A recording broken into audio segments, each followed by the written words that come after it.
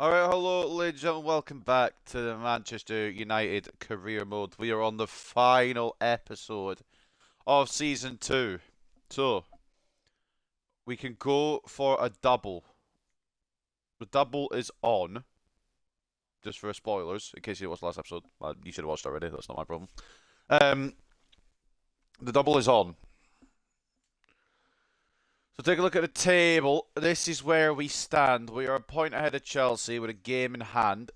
They've got second. Manchester City got third. Arsenal got fourth. Arsenal pretty much out of title race. City could still come in and steal it. Chelsea could still come in and steal it. But we have the driver's seat. Really, we can't fuck this up. We cannot fuck this up. And also, we're in the FA Cup final. You'll never guess who we're up against in the FA Cup final.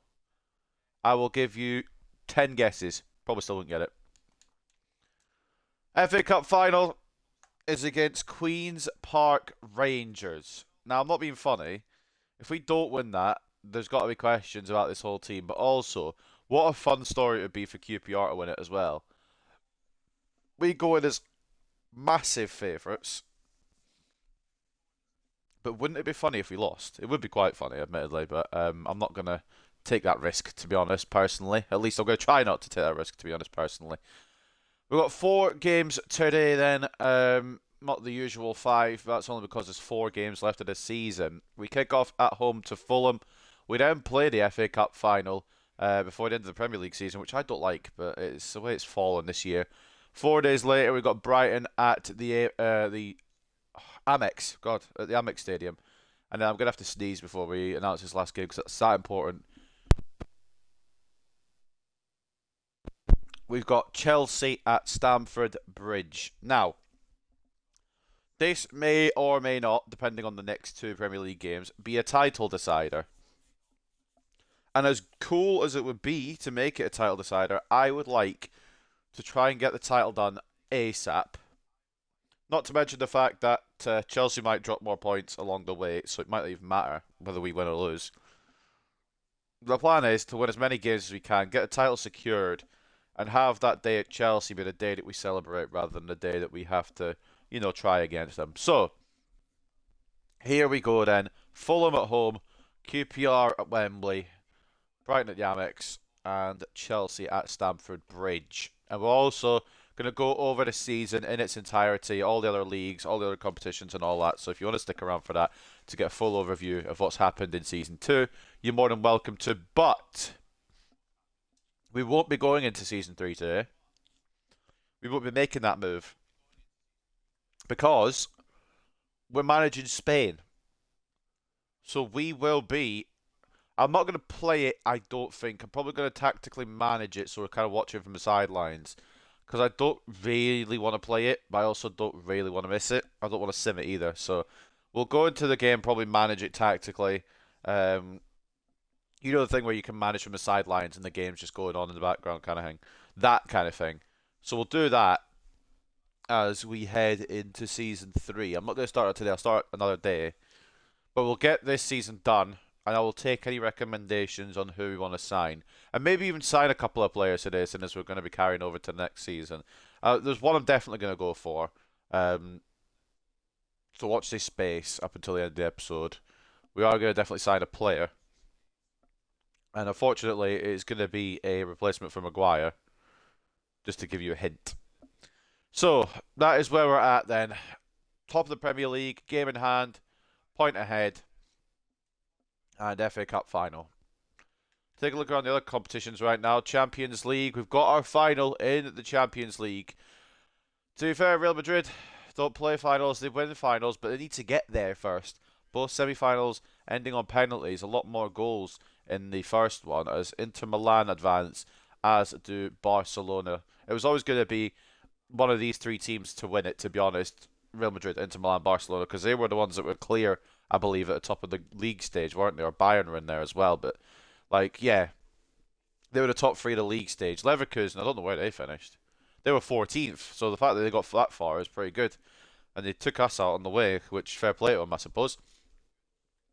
But Champions League final will be Barcelona versus Inter. Europa League final will be Frankfurt versus Dynamo Kiev, and then the Conference League final will be Aston Villa versus Olympiacos. So there you go. A little update on all the European finals. We're not in any of them. Didn't expect us to be, but we are in a final, and that's the FA Cup final. But of course, first and foremost, we've got to try and secure the Premier League. So, anyone ask for this game specifically, just so I don't mess it up? Did Luke Shaw want it? Oh no, he was just happy to get regular football again. Okay, cool, sweet. Nobody's asked specifically about a game, and we do need to win as many as we can. So I probably will go full strength. The other thing I wanted to check was the Golden Boot race, because how close are we with Højlund now? 2 goals off João Pedro. There is a chance that the Great Dane could secure his second Golden Boot, perhaps. And also, if we get bored, where could we go? To be honest with you, like, kind of getting, I get tired of this place. We could go to Athletic Club de Bilbao, Aston Villa, Portland Thorns. We could manage the women's side, Newcastle United. Got a couple options here. Not really, open to any of them too much, to be honest. Just kind of, testing the waters, just having a little look-see. What's up, Demon Ed? Welcome to the stream, mate. Finishing off the season today, and trying to get it done as soon as possible, so don't have to. So last game against Chelsea can be more of just like a mess around kind of game rather than actually having it matter. I'm curious what the relegation zone's looking like actually. I beg Leeds go down. Leicester, please do everything in your power to stay up. Oh, they've got Arsenal though. Well, I just don't want Leeds staying up. Alright, let's go then.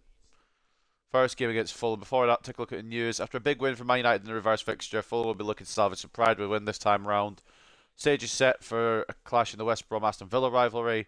Xerxes and Cariolo making it in Team of the Week after the game against. I'm going to try and guess that looking. Oh, never mind already. No, that's not our game. Who did we last play? I'm trying to think. We played, without looking, we played a difficult team. Spurs. Yeah, stage set for Premier League drama. Manchester United's feeling the pressure as Chelsea move within 1 point of them. Yep. And Xerxes' effort on goal helped his team to a 2-2 draw against Tottenham Hotspur. It was a bit of a mixed episode last time around. Granted. Because we didn't do great, truth be told. Drew 0-0 against Wolves. We beat Man City 3-1. We always seem to get the win over them, which I can't complain about. 3-0 win over semi-finalist Aston Villa to get to the FA Cup final. We got battered by Liverpool and we scraped a point against Spurs. A bit of a difficult one, which means we've lost some ground in the title race. West Brom sweep. I think we doubled up on it. If that's what you're asking, I think we beat them twice, if I remember correctly. And yeah, they are definitely going down. I think that was confirmed already. Even if they win all their games, the goal difference probably will be too much to overcome. Land update. I believe he went up on overall since the last time I checked. I want to say 71 now. That could be fake news or bad memory from me, but yeah, 71 now. And for next year, I think I'm going to loan it to a club where I'll get more game time. Because I don't know how much he's actually got at Southampton. He's only had 4 appearances in the Premier League.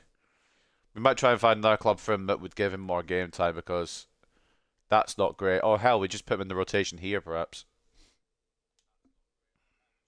He's doing alright. Only 5 appearances. I wish he'd be making more appearances. But it is what it is. So here we go then. Let's get into it. Push for the Premier League. Win the FA Cup. Wrap up Season 2. And then we will be at the World Cup for the, obviously the World Cup with Spain. We did select our squad already. And this is probably what I'm going to go with. I don't know. I'll probably start Oyarzabal over Morata, to be honest. Arnar Martinez came in instead of Carvajal, who's been declining. And yeah, I brought him up. I couldn't not bring him up. He's had a great season for us. He earned his way back into the Spain squad. Whether I use him's a different matter, but there's no way I couldn't bring him, honestly. David De Gea back into the Spain squad for the World Cup. And we'll go with him today, probably, in net, to be honest. Onana's lost a bit of faith from me recently, letting 5 in against whatchamacallit, Liverpool. So this is a team against Fulham, or that Fulham are bringing against us. Ben Dart in goal, Alex Moreno and De Ridder as the fullbacks, Anderson and Bassi as the centre backs, Berg and De Roon as the centre mids. De Roon captaining the side, which is interesting. Smith Rowe off the left, Iwobi off the right, Almeida at cam, and Mateta, who's another Golden Boot contender. He leads the line for Fulham. They've got Ba, Andreas Pereira, Gregoric, Cuenca, Castagna, Lukic, and Lovera all on the bench. As you can see here, yeah, Lovera's got 13 and 16 to be fair, but the man to look at is Jean-Philippe Mateta, 19 goals in 30 games. They go for the counter-attack strategy, which is what we go for, so it's going to be counter-attack after counter-attack from both teams. And, yeah, I mean, we can only do what we can do. Who did Chelsea have on the run-in, actually, before we go? They've got Southampton, and they've only got 2 more games. We've got the game in hand, so if we win this, we're probably set. Oh, they've got Southampton, and then they've got us. Well. Chelsea need a win against Southampton to keep their dreams alive. Land should be canonically half Spanish. I can't have land everywhere.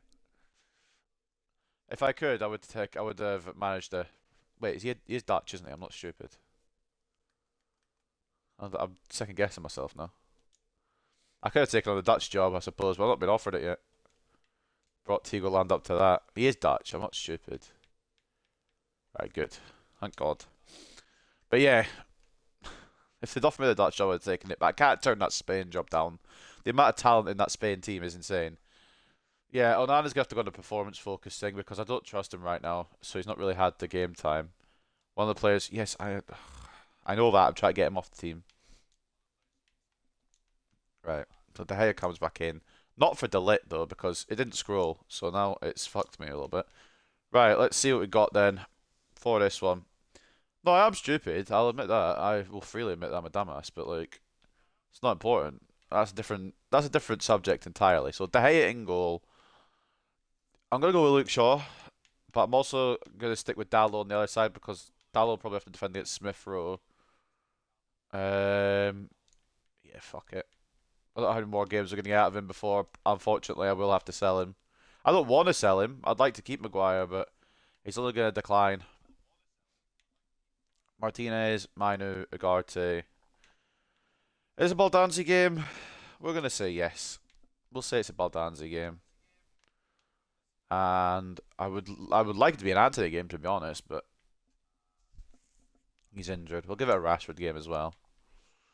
Try and get Højlund potentially in that golden boot race a bit more. Well, we don't know yet where he's going to end up, but he's only 2 goals off the leader now. Had a brilliant episode last time, did Højlund, and I'm hoping we can continue that. Before we go in, I just want to double check the tactics, because I still haven't changed them in the main menu, so I don't know what the fuck they'll be. It's something I need to change, actually, in the main menu. But I can't be arsed just now, because I've done all the lineup. Wing back, Maguire. He's got pluses on everything, he'll do whatever you want.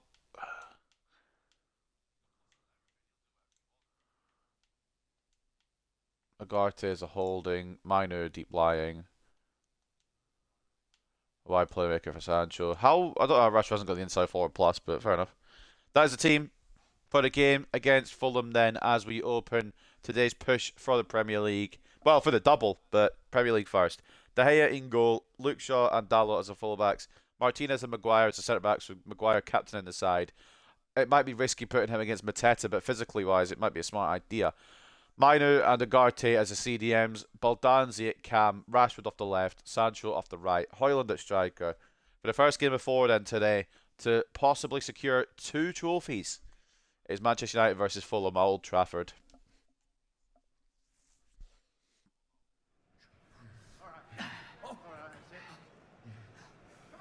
Oh man, he's going to be a problem. Do we have the solution? I'm hoping that De Gea will do enough.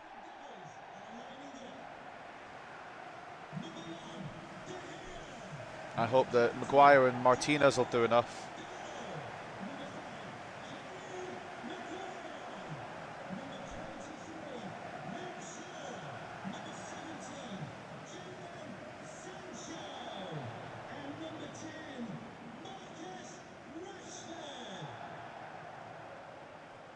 We will go and we will push. And if it comes down to the final day, then so be it.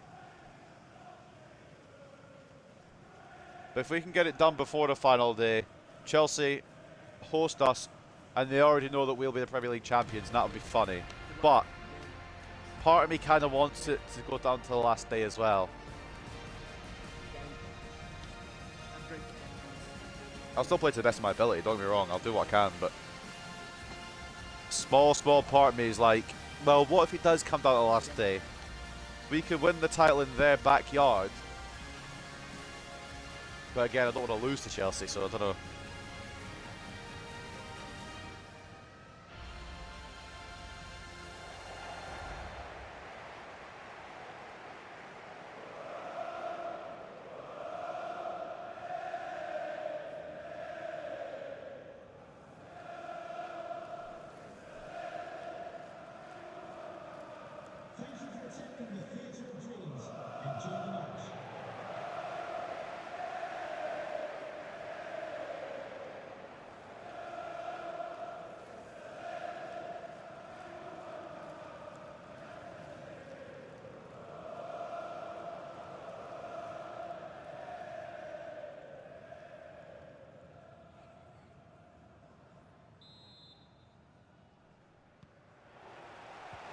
Here we go then, Fulham versus Manchester United.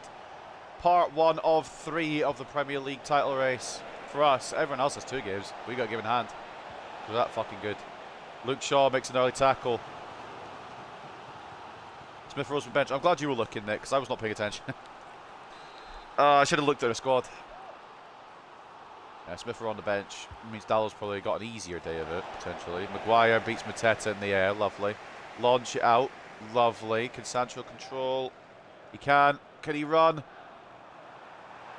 He's going to need help. Or is he? He is. Ah, I tried to fucking... Just as I got tackled, I tried to release it off to Højlund. If that's an Ahmad or a Garnacho or anyone else, we might get an attack out of that, but Sancho's just a slight bit too slow. He has earned his contract here, though, now. Great season from him overall. I think he had like 12 or 13 goals, about 8 assists, which ain't too bad. Minor to Dallow. Højlund. Rashford. Shoot then! Fuck me, what's he done? What's going on with the keeper? I wanted the shot to be like a bit earlier, and if I'd known the keeper was going to spill it like that, then I would have gone in a bit more, but oh shit, that's De Gea's all day. Oh thank God. Thank God. Because there ain't nobody better than Jean-Philippe Mateta. We just need to watch him, to be honest with you. Stay in, please. Oh my God. Oh, passing this game. I don't know if it's me or if it's the game. It's probably a mix of both. Jean-Philippe Mateta nearly stole in for his first goal of the day, potentially. Of many, I don't know. He's a scary man. Oh, that's a great run if it's onside. This guy's actually probably more dangerous than fucking Smith Rowe. He's got 13 goals in 16 games, Lavera. I would have preferred Smith Rowe. Is that Maguire making a run? Oh, that's Dallow making a run. I was going to say, if that's Maguire making a run, he's got it in mind. Højlund. Oh, can't control it. Calvin Bassey closes it down. Mate, if we kept our form up a little bit better, we could have been celebrating the Premier League title here today. As it stands, we're probably going to celebrate it at one of the opponent's stadiums. Good save, De Gea. Whether it be at the Amex, whether it be at Stamford Bridge. We still need to get the results over those teams, though. And the team that played today. Chelsea have Southampton and then they have us. They'll probably beat Southampton. So I'll put them on 83 points just for... Or no, it won't. We'll put them on 81 points with it. No, 82. We'll get there in the end. I don't remember the maths. They were a point behind us and we're on 80. So they'd be on 82 if they were to win. We'd be on 83 if we win this. But that's if we win this. They've got Mateta up front and I'm very scared of him. We've got Lavera on the wing. I'm scared of him. Oh, okay. I thought... Did I not switch to Dallow there? Good job, Maguire.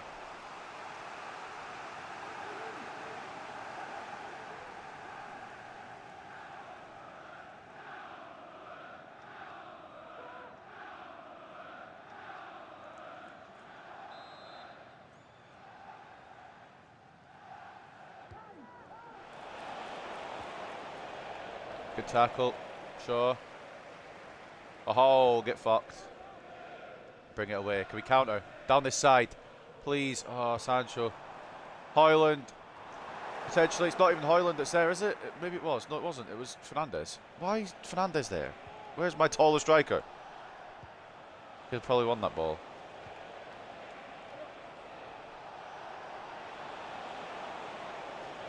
Moreno. Ball in. Out of the way by Ugarte. They've left acres of room. They've left a lot of room, and Rasmus Højlund can't get it still, even though they've left that much room. Bruno. Oh, sorry, Baldanzi. Bruno's not even playing. I'm just so used to having him on the pitch. Yeah, I know. I've just realised. I'm so used to using Bruno. Sorry, Baldanzi. I didn't mean to misidentify you. Not here to assume name. Right. Maguire, right. Why is Maguire not in the... Right. That's... No. Right, whatever. Not what I want to do with the corner, but it could work. Martinez. Why is he the one there? Right, well, the corner tactic there was shit because it didn't... Great tackle by Martinez. Hold on. Rasmus Højlund, please. Oh, 1-0. The golden boot race is on. Martinez pressing, still up front from the corner. Wins us the ball back. And I believe it's Sancho who plays it into the path of the number 9, who is making a late charge for golden boot. 1-0 United. One hand on the Premier League trophy.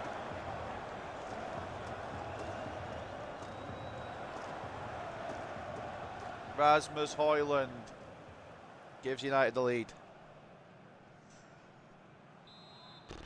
Do we deserve it? I don't know, honestly. Probably, I would say. But I'm biased.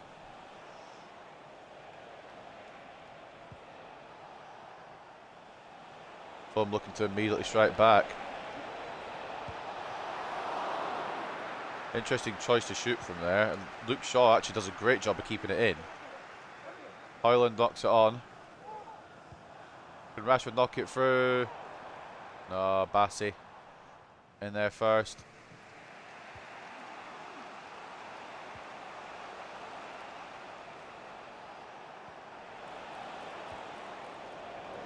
Great tackle, Luke Shaw. Lowest performers, Miner and Rashford. And Maguire, apparently. Lovely. Tackle Kobe, that'll help us in performance a bit. Now Sancho again. Into Højlund perhaps. No, tackled as you're about to release the ball again. Every time Reddit release the ball, I get tackled. I feel like I could sneeze again. This is not a good time. The sneeze could just hold off until this full attack's over. Nice one.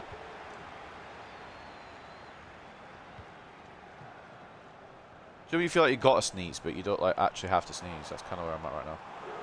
Højlund, go on, mate. As much as I'd like to get that golden boot, it's Premier League title first and foremost. And I know João Pedro will probably score against us anyway, so it doesn't really... I don't know. We've still got to play Brighton yet.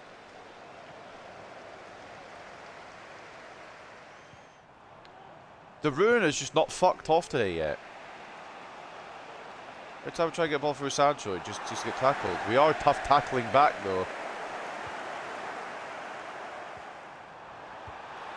Rashi! Oh, what a finish! That should do it.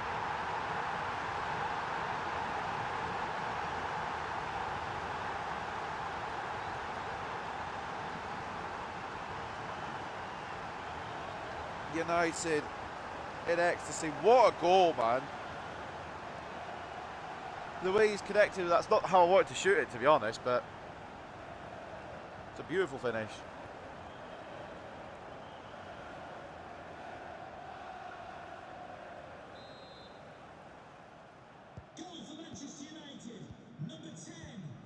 We go again. Just before half time, we had a second.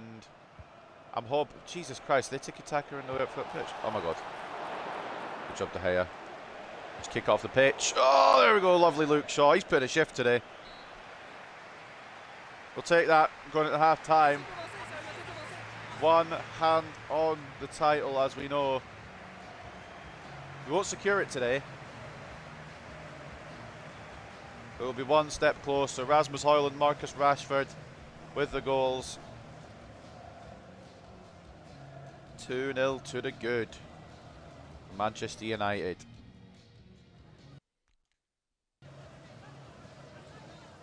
Alright then. Take a look at the stats at the break. The counter-attacking's been working for us better a bit so far. I'm wondering how Ahmad should have started. I feel like an extra bit of pace would have probably helped on the right. But Sancho's putting a shift, so we'll allow him. 58 to 42 in terms of possession anyway for Fulham. 5 shots to 3 for Manchester United. 1.2 expected goals to 0.4. We should have this in hand. And as much as I would like the drama of taking it down to the final day, I don't want to fucking be the one to lose it on the final day, so I'm not going to risk it if I can. Højlund, our best player at the moment. As for them, it is... Who is it? It's either Iwobi or Bassi. Alright, into the second half then. 20 times, Man United looking to make it 21. Will we be successful in that looking? Oh, that's such a shit ball. Mainly because it wasn't intended for Sancho. Agarte. Aldanzi. Rashford. Can't get away from Bassi to make the shot. Aldanzi, it's been a while since he had a contribution. And I know his fucking contributions at the start of the season were surprising, but now they've become more expected. And Bruno hasn't been doing much either. How on God's green fuck is that a foul? The game is gone if that's a foul.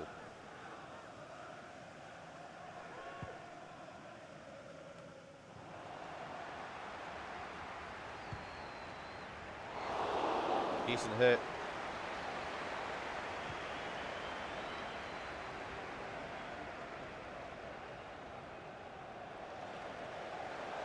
Ref. Well, that's a foul, and if mine was a fucking foul, come here. Yeah, one of the weirdest FA Cup finals in recent memory. We're in it. But our opponents, we wouldn't expect to be in it.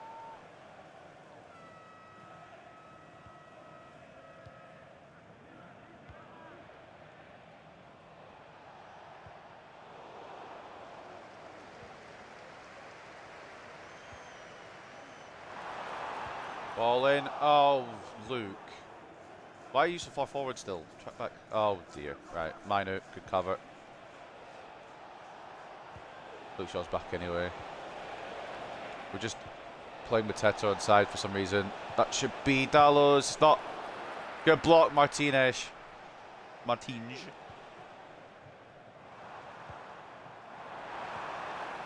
Oh, fuck off.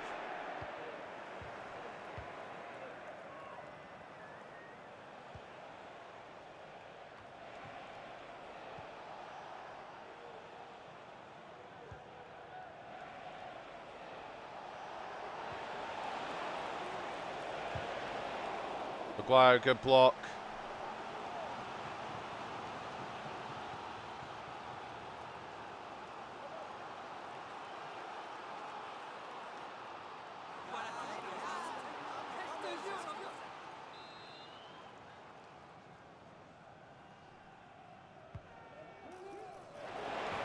Oh, fuck.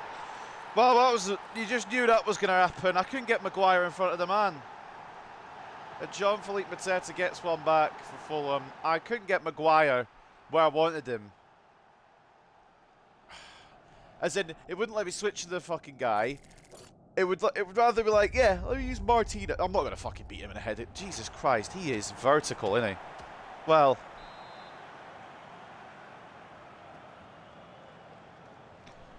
We had Dallo on the line, even he couldn't stop that. Fulham back in it. That, I mean, it's a great header. I'm not stopping Mr. Mateta, am I? He's a madness this year. I think he's 20th goal. Yeah, it says in the top left there. 20 goals for Jean-Philippe Mateta. There ain't nobody better. We know this, and I don't know why we didn't try and like mark him better there. But at the same time, how can you? He's a bit good. As the song goes, there ain't nobody better. But Fulham know that. 20 goal a season striker, they finally got one. The last one was fucking Bobby Zamora. That's a fucking callback. Take the ball, please. Ugh.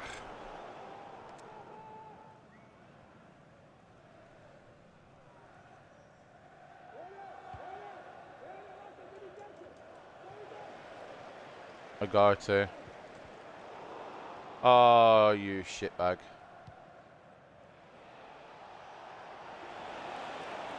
Oh, why have I done that then? Great save, David De Gea. What are you doing? Pick the ball up!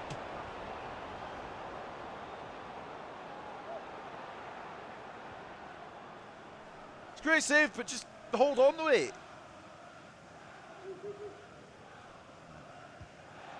We're not going long with this one, thankfully. So no Mateta goal just yet. Anderson, Bar. Good save, Dave. Bar with the effort, Dave with the save. Fingertips from De Gea. Corner once again goes Fulham's way as they push for the equaliser and try to ruin my day.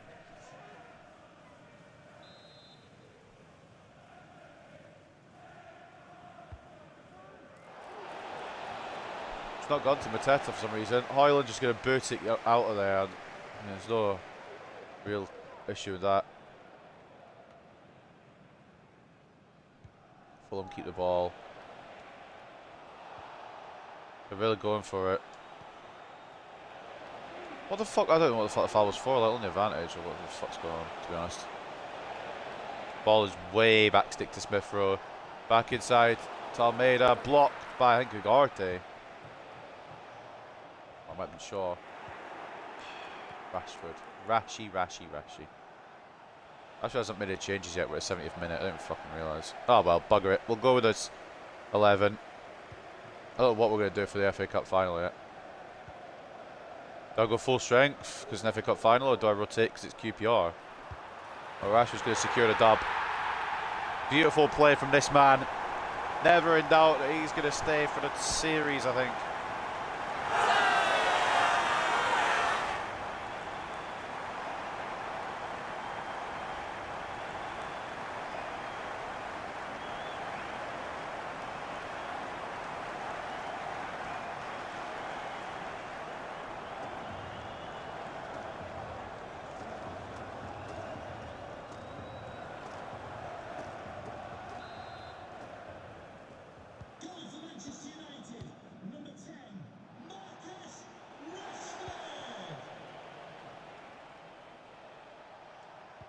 I didn't realise the fucking goal had been celebrated. Sorry, miles away.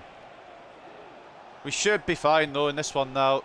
We might even hit 100 league goals if we're lucky, but I'm not seeing it. We've got Brighton next and Chelsea after, but we're not going to be far off it, which is a hell of a total. That's a lot, yeah. It's not quite where I earned it.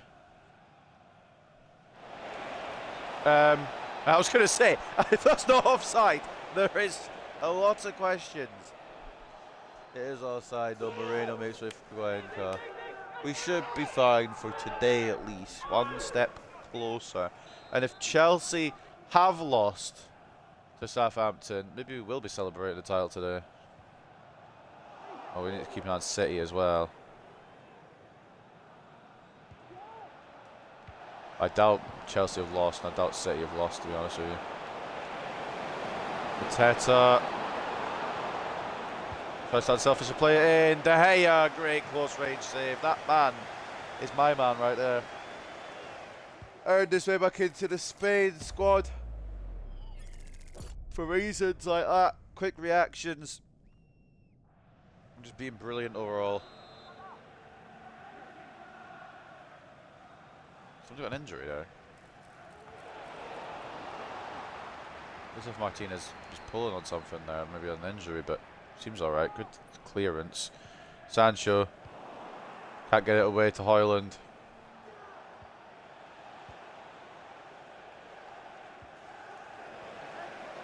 Shaw. Rashford. Højlund. Oh, it's a heavy ball. Oh, Rasmus Højlund. Rasmus. What a tackle from the Great Dane.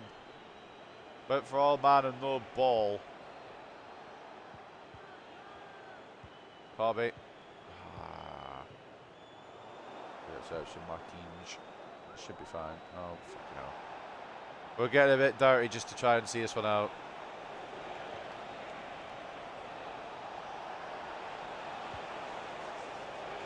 We're just sliding everybody. That should be enough, ref. Ref?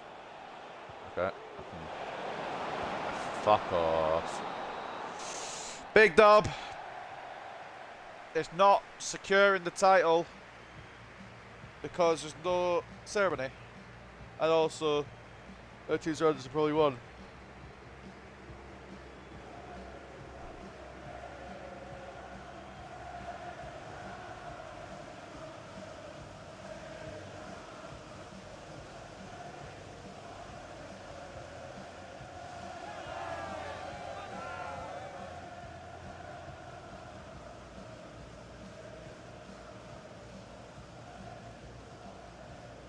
Hoyland and Rashford with a brace.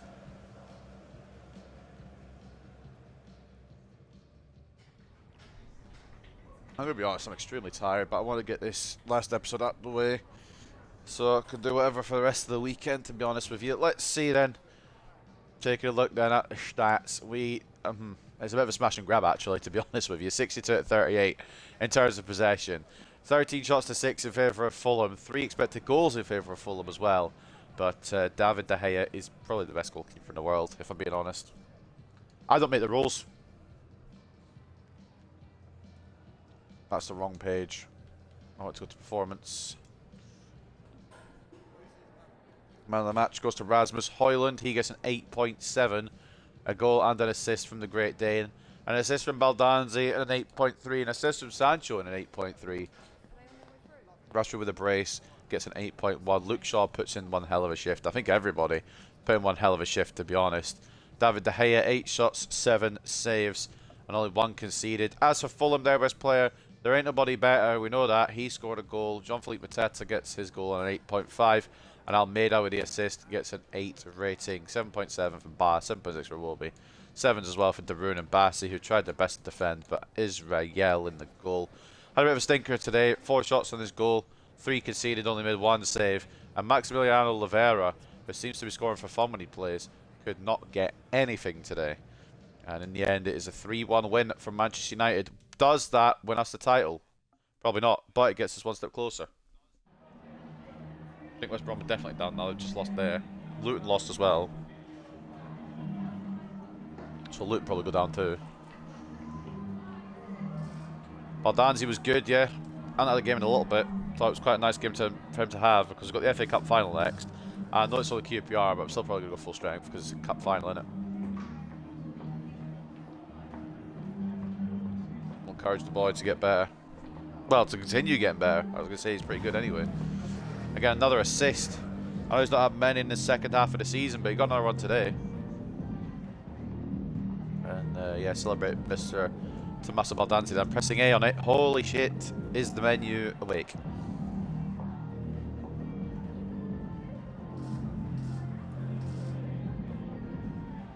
And Maguire, yeah, put in a shift. Put in a shift.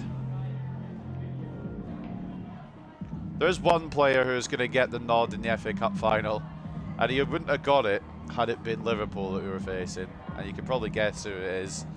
A Northern Irishman.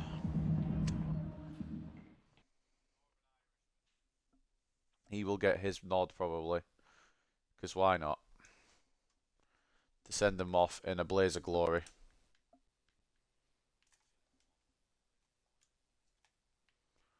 So all our energies for most of them. Performances for the Greens, remember. So Delict gets a performance. Garnacho's on performance already. Sancho, energy. Rasmus, energy. Xerxes, performance. Baldanzi, energy. Hillman, performance. Shaw, energy. Anthony's dead, so it doesn't really matter to me. Performance for Euro. Performance for Maz. Performance for Ahmad. Performance for... Oh, sorry, energy, I should say, for Rashford. performance is not going to be what Maguire gets. He gets energy, and De Gea gets energy as well. And yeah, right, sweet, cool. Onwards then to our first trophy potentially in this career mode. Didn't win any last year, but we're here at Wembley. We're here as favourites. Do we dub up? Or is there a surprise in store? First and foremost, we're checking the Premier League table. Chelsea haven't played yet. That's fine. I'm assuming they'll play at the same time as us. Right? I'm not mistaken. Yeah, same weekend. Well, they'll actually play earlier than us. We got a bit of a delay because of the FA Cup final. So we could know either way about the Premier League title then. 4-point gap with 2 games to go. It should be fine. It might not be, but it should be. We hope and dream. Alright. But it's not about the Premier League just now. We move on to Wembley, to the FA Cup final. Queen's Park Rangers versus Manchester United. Let's look at the route to the final for both teams then. The hosts, well, not the hosts, but the team on the left, QPR, they defeated Wrexham 3-1. They defeated Reading 3-0. They defeated Wolves 2-0. They then defeated Spurs 3-2 and Liverpool 3-2 to get what is a crazy, crazy opportunity. Queen's Park Rangers make the FA Cup final. We are the favourites and probably the evil guys of this kind of final. Our route to the final, a 3-1 win over Wickham after extra time, of course. A 2-1 win over Portsmouth that we've done in normal time.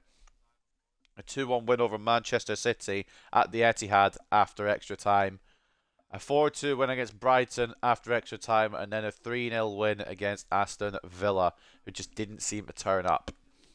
And that leads us to Wembley as well. Looking at this then. Queen's Park Rangers and Manchester United are the 2 best teams around. But who's going to win this season's big Emirates FA Cup final? It's one of those matches, fam, says Hannes Salander. And it'll be too close for comfort, says Clarice. It could be close. It could be a problem. Do we have the answer to what could be a weird question? After a great performance in the match against Fulham, Højlund is named player of the match. And Rashford's in superb form for Manchester United, scoring a brace which guided the side to a 3-1 win against Arsenal. Now, I forgot Fulham was the team we beat 8-2. Holy shit, I forgot that was what happened. When they said piled on the goals, I didn't realise about that much. I don't know why we're on the picture, unless that's not even us. It might be identity fraud to look into there. But Luton Town's relegation to the EFL Championship has been sealed after a season of disappointments. And is there actually even a race on for that last spot, or has it been confirmed now that probably Leeds or Luton, or Leeds or Leicester go down? No, it's still on, but yeah, Luton, West Brom will be going back to the Championship. Alright then. FA Cup finalmente. See what QPR have got. See how many players I actually recognise. Well, this is QPR. 5 wins on the bounce. Nardi in goal. Powell and Dunn as the fullbacks. Clark, Salter and Cook as the centre-backs, with Cook captain in the side. Field and Madsen as the centre mid. Saito off the left. Smythe off the right. Anderson at cam and Frey up top. They've got Salah, Heverton, sorry. Nene, Varane, not that one. Dixon, Bonner, Colley and Fox all on the bench. They play a kick and rush, or a hit and hope as it's going to be in this FA Cup final. And Saito and Smythe are key attacking players.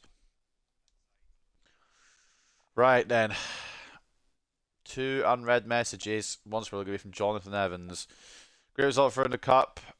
I hope you still got me in mind. It'd be a fantastic way to finish my career if I could help the club win a trophy this season. For fuck's sake. I'm gonna have to start him, aren't I? Well, and Mazraoui wants the final as well. We've got bigger games coming up. So I'll probably start Dallo, to be honest. But I mean, I could probably start Mazraoui. I don't know. We'll see in a minute. We've got to talk to the media first. First cup final for Carlos Rodriguez. Does he have what it takes?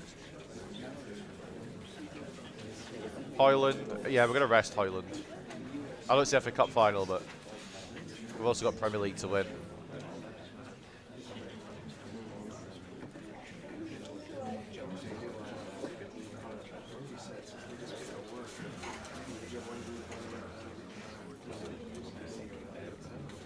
Minu, done well. I mean, probably one of the lowest rated on the team actually, but still done well. I'll always back Kobe Minu. My boy.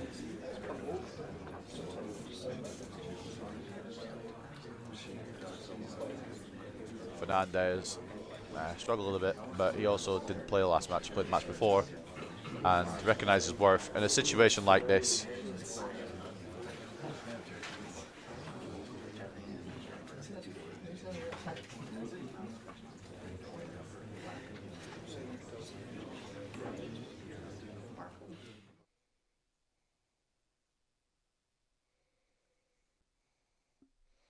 Right then. Are we ready?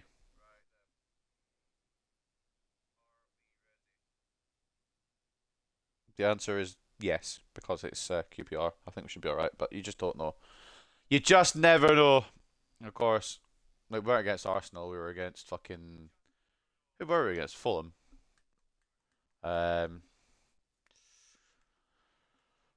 Put the Premier League to the side for a minute as we focus on the task at hand, which is the FA Cup final.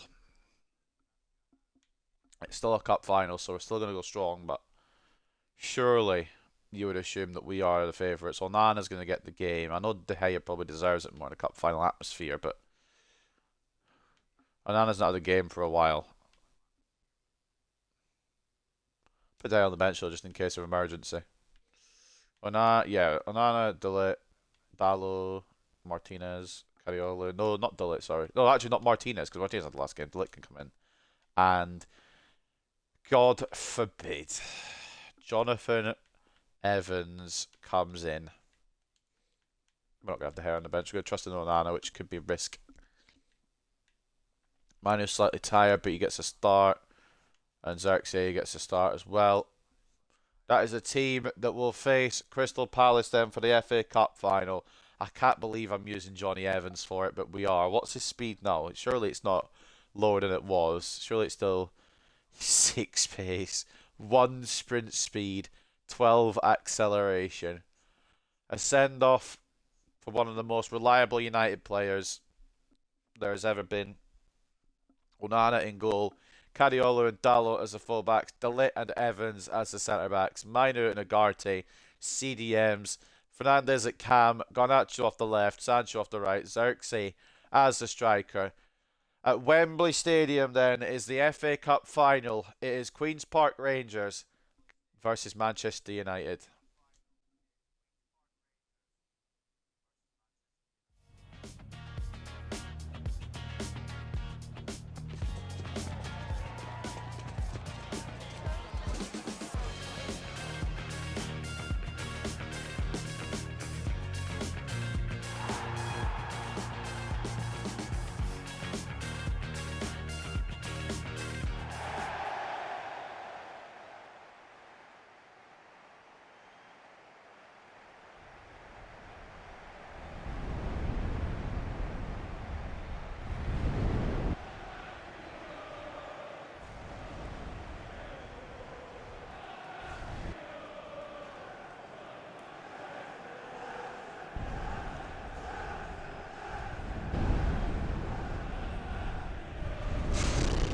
It's a big, big occasion still.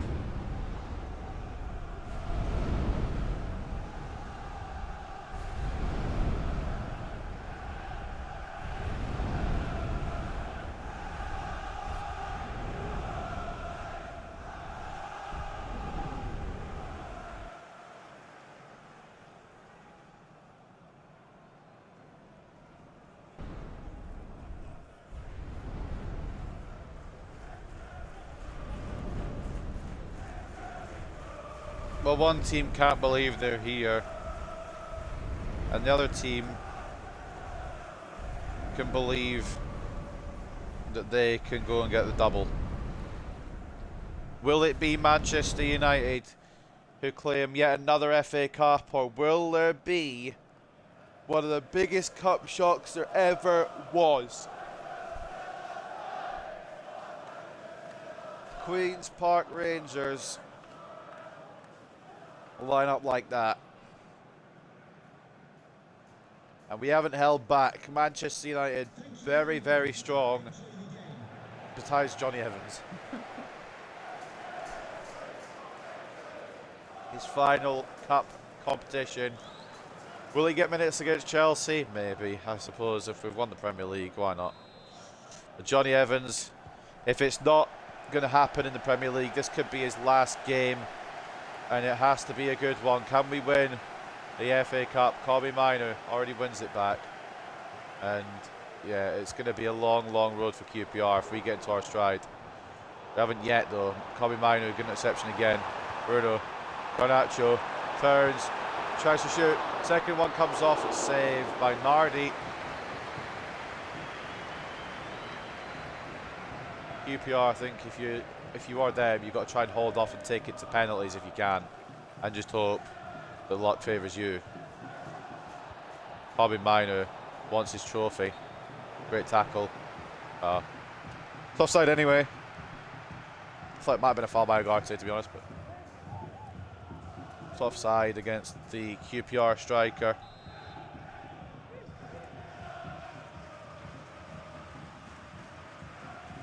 Mainoo.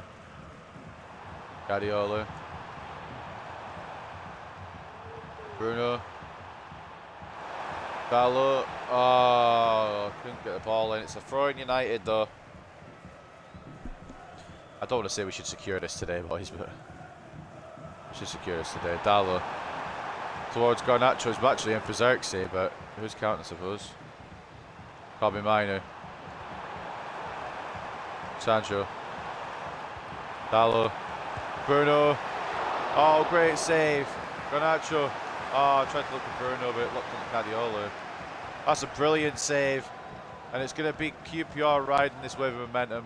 This Manchester United wave. For probably 90 minutes. And again, QPR on the attack here. I thought he might have to wait for penalties, but on the attack, Johnny Evans. Oh, he doesn't have to keep the ball, bless him. But he does win it back. Corner, QPR. Further reminder as well, this is the FA Cup final.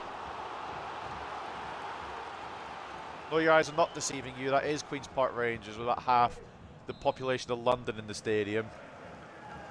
All the casuals that support Arsenal now support QPR because they made it to the fucking FA Cup final. All the London teams that have their casuals are like, yeah, actually, now I support QPR. Guardiola. Garnacho, I need Xerxes. He's running offside. That's my boy. Never change. He is there though. One more. One more again. Can't get a shot off. Maybe I should just hit it. I mean, it's championship side. I don't know how they're looking in terms of promotion and prospects. I think they were playoffs when I did the last check, to be honest, but I don't think they'll come up. Could be wrong though. Bruno. Good save again, man. It was a bit of a long shot, that one, but Bruno's beating Premier League keepers with that kind of opportunity. Garnacho. Bruno. Xerxes was the target. Tried to lock on Sancho, I think. Billet keeps it alive. Garnacho. Fernandez. Oh, okay. It was for Dallo, but aim it to the offside player, I guess.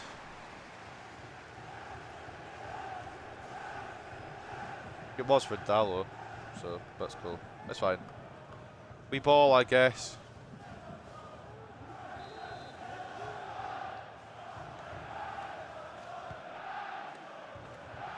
Oh, criminy. We win it back. Xerxes. Oh, bit too much on that one there, Josh.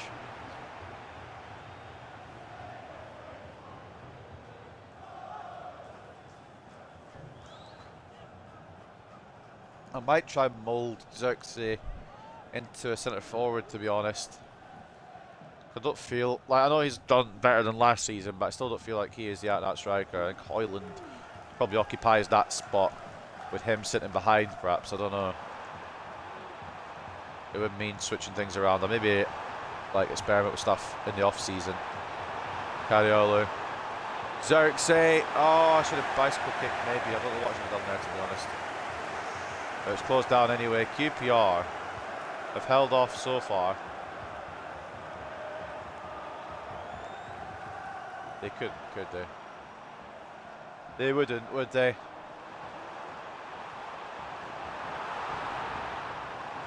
Billet wins that all day long. Nacho. Bruno. Agarte. Xerxes. Angle doesn't favour him, and pulls another save out there, does Nardi, but tried. Cariolo wins it back inside to Bruno. Struggling. Mainu. Good ball out to Dallo. Xerxes. There we go, breakthrough. United take the lead. It was only a matter of time, I think, before that man and this team took the lead.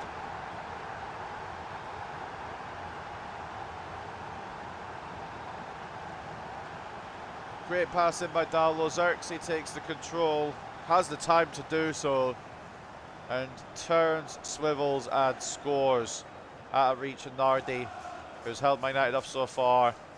And I think it's the lead that everyone was expecting to see. Manchester United 1-0.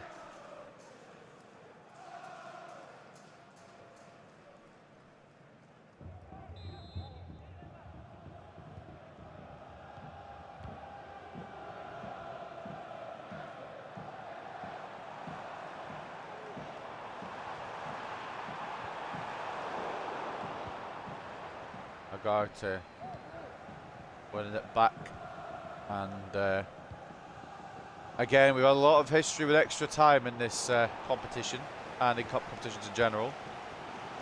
I don't believe this is over yet. Cariolo, what on fuck are you doing? Billet, oh no. Great block, Jonathan Evans. I think he was sub Evans off, he must be out of your mind.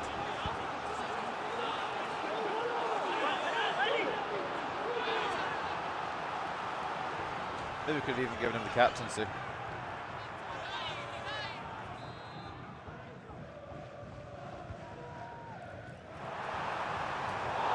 Oh, Clark Salter. Close, close, close.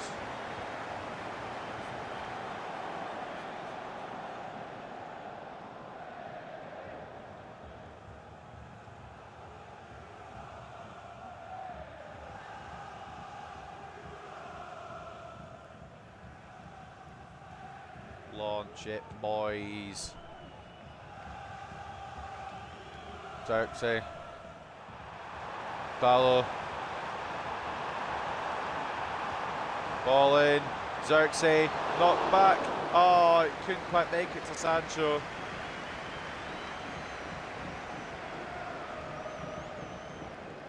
It's only 1-0. It's not a big mountain for QPR to climb. It is a mountain. But they've been climbing mountains all tournament.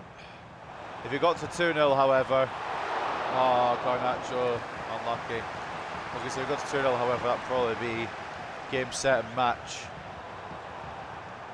Bruno, tries to create a space, opts to give it to Sancho, out to Dallo, who can find Xerxes. Oh, what a save! Bruno. Oh, it's come down on his right foot, comes down on his left foot. And it gathers.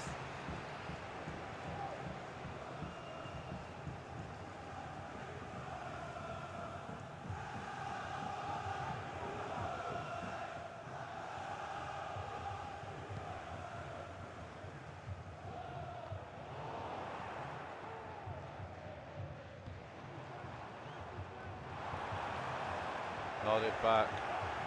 Johnny Evans can clear it up. And that will take us to half time. 1-0 to the good.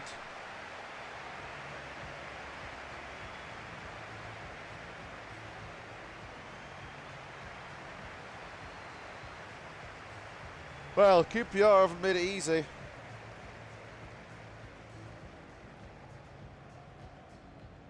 But they haven't made it, you know, it's not completely gone yet.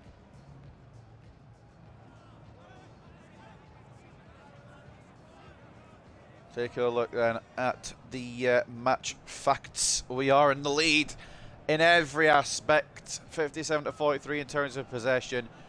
9 shots to 3.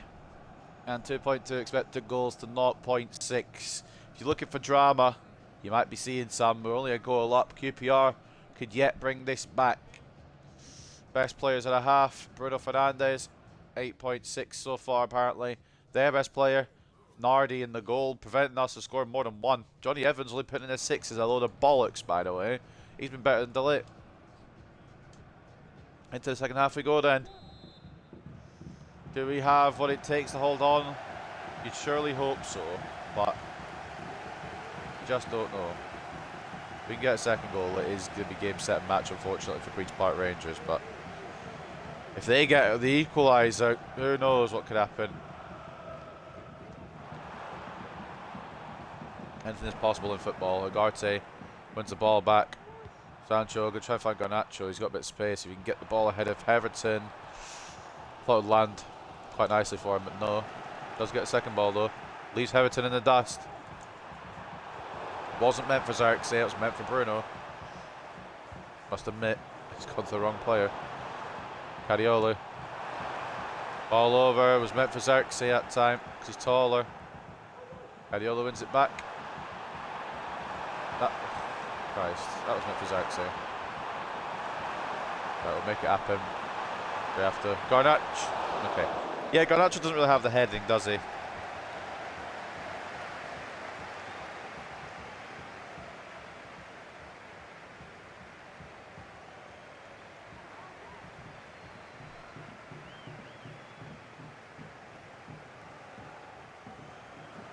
Goal kick goes the way of QPR after that misplaced header.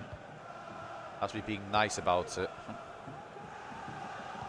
Well, we could secure it before we even play Chelsea. We have to beat Brighton at the Amex.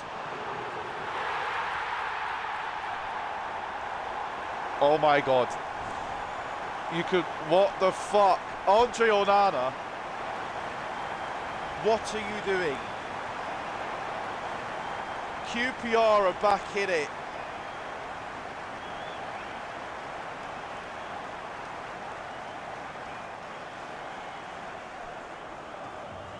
We don't close down the man in the middle at all.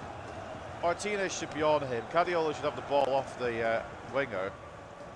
And more importantly, Onana should be making a save. I can't believe it. I thought it was going to be a walk in the park. QPR level it. Cheller with the goal. Is the upset still on? The Queen's Park Rangers. Bruno didn't aim it at Garnacho, aimed it at Cadiolo, but he used to fucking wherever the fuck you want to aim at, I guess.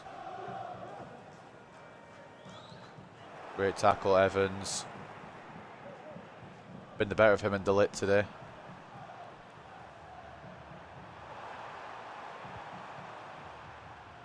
Fernandes. Xerxes gets closed down. Again, we've had a history of extra time in this competition. Will it strike again today? I've literally tackled. Okay, thank you. Some changes of our own. Johnny Evans is not one of them, despite his obvious tiredness. Xerxes comes off for Rasmus. It's the only change just now. Martinez for De Ligt will probably come very soon. Madsen coming on for Richards.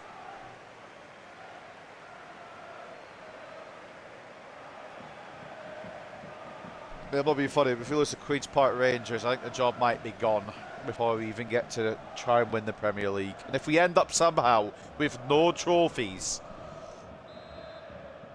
I'd fully understand the job being gone. Bruno Fernandes, will he hit it? Honestly, I thought about it. Bit of a heavy delivery. Fuck's sake. I didn't even put that much power on it. Well, I mean, I was wanting game time as well. Fuck it, on it comes. I can't believe Onana's not saved that, you know. Jan Cheller getting the equaliser for QPR. Go on, bring on Maz. He wanted the game. Try to keep as many people as I can happy in this career mode, but by making them happy, I might be sacrificing FA Cup glory. We've got 27 minutes to try and find a winner before it goes to extra time. Extra time as well. Last thing we need in a title race in the Premier League.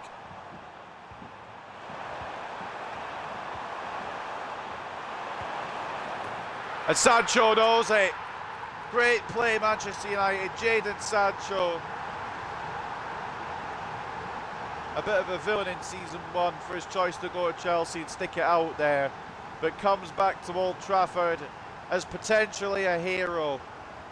FA Cup final, now 2-1 to United. Onana, if you concede another goal to QPR, mate, you're going on the transfer list. And honestly, we might make that move anyway. I'm unsure yet. He's made some brilliant saves, so he had some clangers. Can't go back to fucking 2010, so we start De Gea in net. As much as I would like to. We need a new goalkeeper if we're not going to use Onana. But that's an issue for another day. Kobe Mino tackles for a corner to QPR. And it's not even over yet. Not even close to being over yet.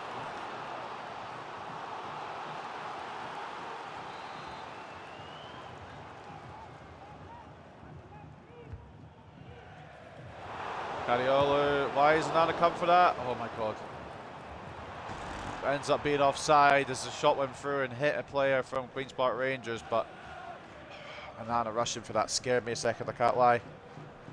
We get away with one. I think we had it anyway. Cariolo apologising to Onana as well. Didn't realise that the Cameroonian had it.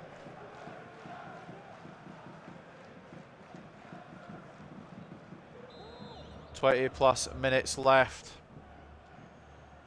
Can we do it? We better not fuck it up. Very sad. Although QPR, an incredible run to the final. Nothing but respect. Sancho. Well, no, I'd like it someone who's onside, please. Oh, he was onside. Kobe. Kobe Mino. Oh, saw the run, saw the opportunity. I respect it, to be fair. Kobe again. Bruno gets fouled. Well, I wanted to pass it back to Bruno, but he was on the floor, so I was hoping I'd get a free kick, but I guess not either. And now it's QPR. Oh, wrong side of the net from Cheller, but it was close. We are going to make a change. And it's not even going to be Johnny Evans. It's going to be Matthias de Ligt to make way for Lisandro Martinez. As well as we've got to make our last changes here because we've used our windows. You know, I'm happy with that. Honest.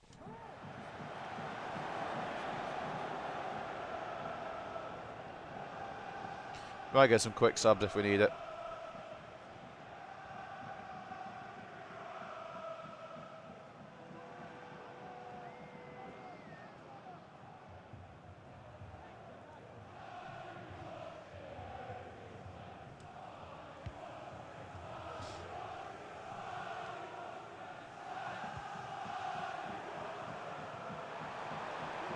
Mazraoui. Inside.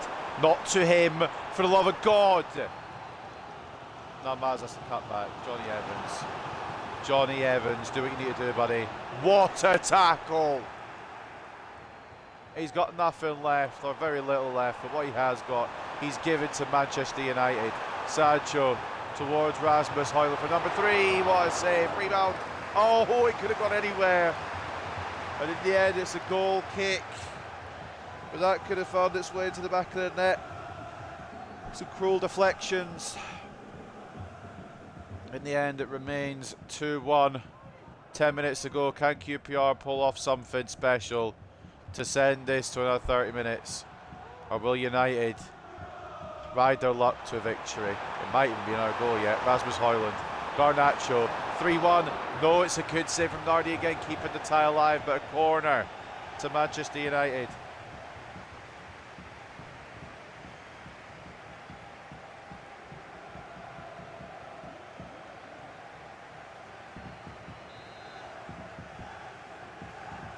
Bruno Fernandes towards Martinez, Sancho, Garnacho. Oh, I'm going to be honest, I was looking for Evans. I see him now. He's running back, and it could be a QPR counter-attack if we're not careful. It might just be that. Cadiola. Good tackle. There's an 8% chance that QPR still win, and they'll believe that they still have an opportunity. Ball in towards Saito. Maz handles it. I think it's just going to be a case of Manchester United having too much quality on the day. Sancho, he's on. He's on. Oh, that will seal it. That will do it at Wembley.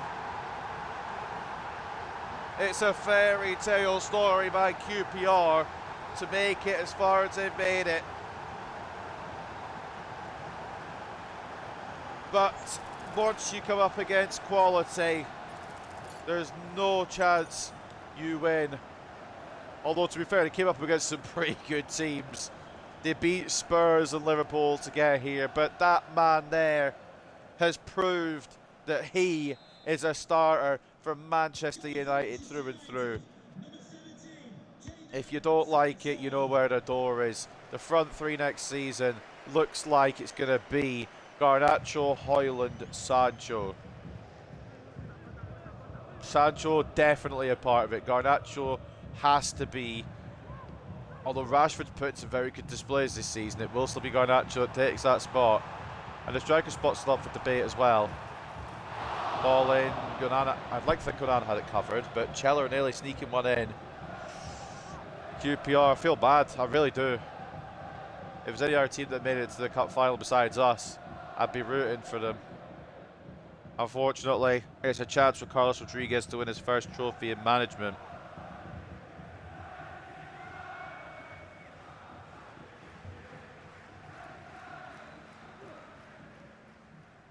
Onana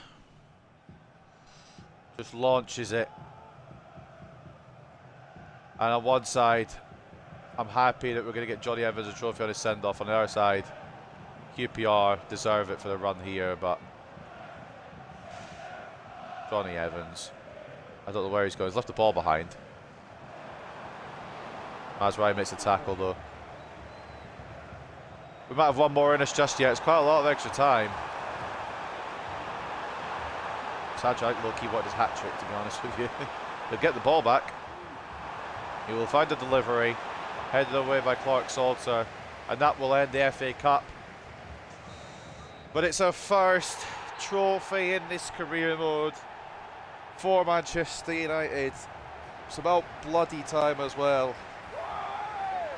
I thought we might have got a trophy first season, but season 2, we might end up with a double yet. But like the half of that first part, whatever I'm trying to say, 1 out of 2 so far.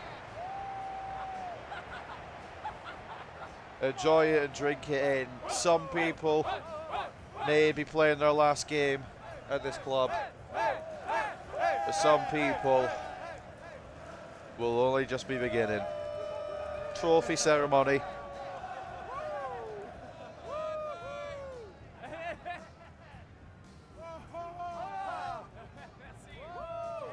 Once again, Manchester United FA Cup winners. I don't know how many that is now.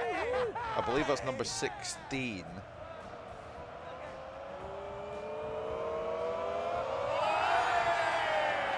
Number 14 for the FA Cup.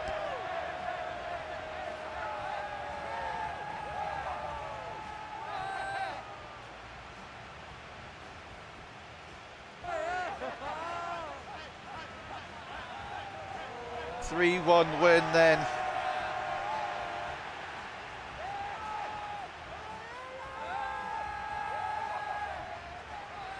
It might have been the easiest FA Cup final to win, but it was a difficult road to get there. We had to overcome teams like Liverpool. Oh no, Liverpool's the Carabao Cup, never mind. Teams like Man City and Aston Villa. But the opponents had to overcome teams like Liverpool and Spurs. Whoever won it deserved it, but I still feel a little bad. The QPR made it all the way to Wembley and walk away with nothing. Well, they don't walk away with nothing, they walk away with the achievement they got there. Manchester United, FA Cup winners.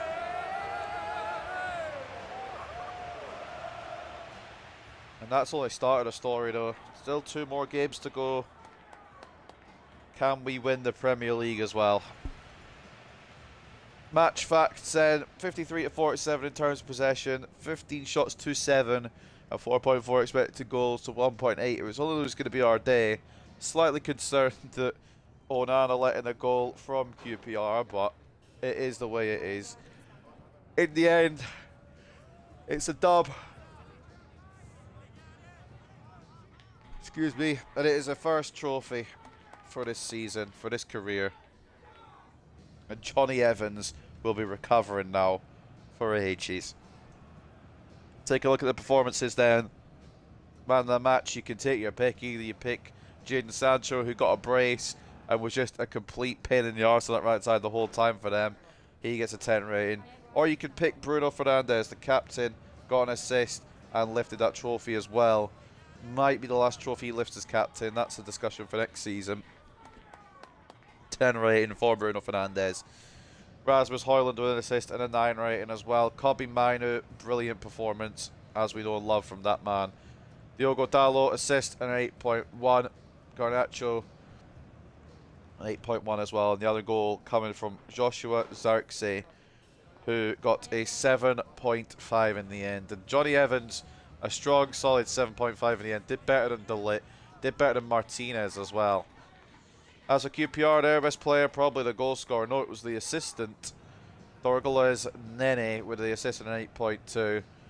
Jimmy Dunn with an 8.1. Clark Salter putting in much of a shift as he could, to be fair. And Jan Cheller with the goal. Nardi put in a good showing, but we kind of overwhelmed him in the end. 12 shots, 9 saves, 3 conceded. Putting a better shift than Onana, to be fair. Can't lie. But Manchester United, FA Cup winners. Let's just watch that moment again. The limbs. The goal that sealed the deal. Jadon Sancho, once again, showing why he has got that right wing spot nailed down now. Buries it under the goalkeeper. That is some finish from the number 17. And we secure 1 trophy out of the 2 we're looking to secure. Post-match interview then. Let's have a word. First though, it's just reminding us. Congratulations, Manchester United, FA Cup winners. Wish it had been a more challenging final, but QPR weren't even that bad. It's just it doesn't seem like a big achievement because of the opponent we got. Cadiolo, he's so complacent. Look at the complacency. He can't get any more complacent. I know we just won the cup, lads. We need to calm down. We've still got FA Cup to sort yet, or the Premier League to sort yet. We sorted the FA Cup. But yeah, we'll just celebrate Cardiola. It's not going to matter to his complacency. I'm not going to give him any negatives either because we won.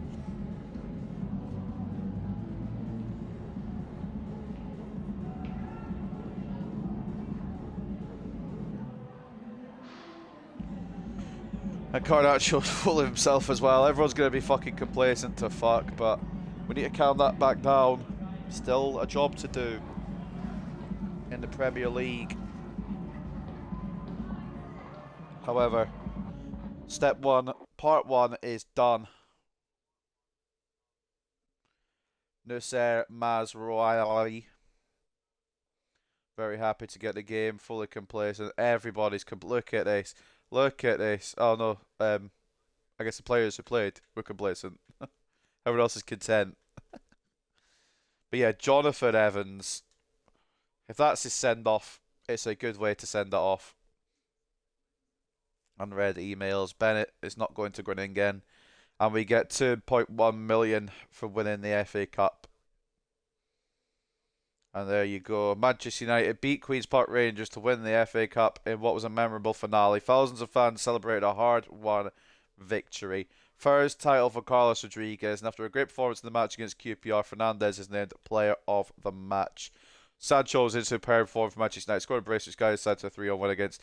Why is it obsessed with me fucking beating Arsenal every time? 3-1 win against QPR. And yeah, FA Cup is done. But again, still a job to do. Not over yet. By a long shot. Do we want to fucking stick with Onana? My sources are telling me no, to be honest with you. I don't know.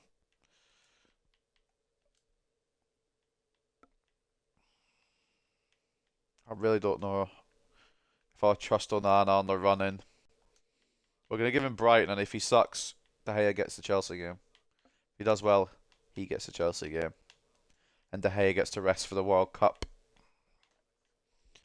Whether he starts or not, I don't know yet. But he might start just because there's a biased manager at the helm.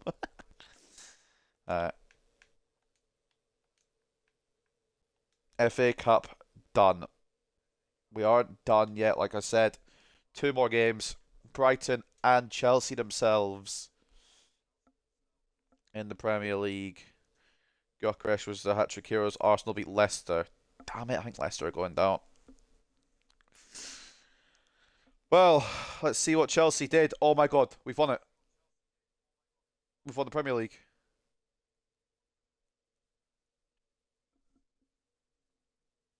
Well, there it is.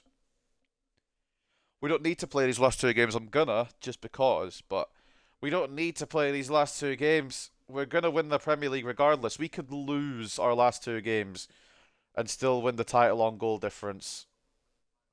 It's been 13 years since Manchester United won a Premier League title. But by winning the FA Cup, we also managed to win the Premier League title at the same time, which is weird. Obviously, that's not how it makes sense. Chelsea and City both dropping points. West Ham United, I will forever be in your debt. They kept City away from the title. And Southampton as well. Well, I mean, we didn't even need to win the title. We physically can't fuck it up. A point is all that's needed. And the Premier League is coming back to Old Trafford. Unfortunately, we won't be celebrating it at Old Trafford. It will be either at the Amex or at Stamford Bridge. But what I do know is that we are Premier League champions. So, we could just take it easy. Just relax a bit. Not worry. Let's take a look at the news then. The Premier League title can be well settled with a game to spare. Manchester United will win the league with a win or a draw against Brighton and Hove Albion today. I know it's already secured because of the goal difference, but we could just make sure today. Today's Manchester United's chance to claim the Premier League trophy and complete a historic domestic double, having already won the FA Cup. And we piled the goals on Brighton last time the teams met. Can Brighton get revenge in the reverse fixture? It doesn't matter if they do. Frankfurt and Dynamo Kiev. That's not the Champions League final for reference, and that's what it says, but it's the Europa League final, I think, or even the Conference final. I think it's the Europa League final. Team of the week as well. Dalot, Sancho, Fernandes and Højlund all make it. After the FA Cup final, Gyökeres was hat-trick hero to beat Leicester, and there you go, just seeing it again. Bruno Fernandes with his FA Cup. Anything actually on for any races anywhere? Liverpool could overtake Arsenal to get that last Champions League spot. And relegation-wise, Leicester could still yet escape. But we don't know that yet because we're not on the last day. We've got Brighton to handle first. And hopefully we can handle them. And even if we don't handle them, does it matter? We are Premier League champions. Opponent analysis. Steele in goal. Renan Lodi and Lewis as the fullbacks. Jorge Fernandez and Dunk as the centre-backs. Dunk captaining the side. Vijver and Baleba the CDMs. Alvaro off the left. March off the right. Gruda at cam. And João Pedro at striker. 2 wins and 3 draws in their last 5 games in Brighton, with O'Reilly, Lunin, Galeno, Igor, Jorginho, Rutter, Minte and Dedic on the bench. Kick and rush, tactic as we know, Viper and Fernandez defensive players, Grudaki attacking player. It doesn't really matter, but we'll see it through anyway. A point will be enough. An offer from Kieran Cullen as well, for Kieran Cullen, from Klagenfurt. Oh no, Klagenfurt are the ones that can agree. It's from Grazer. It's a bit more money because Kieran Cullen's gone up an overall. So let's take a look then at the press conference.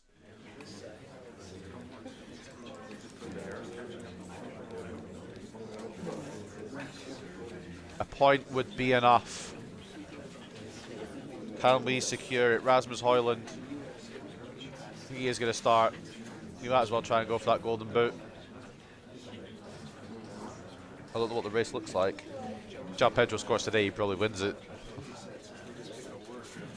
Can Cadiolo stop Minte? Probably.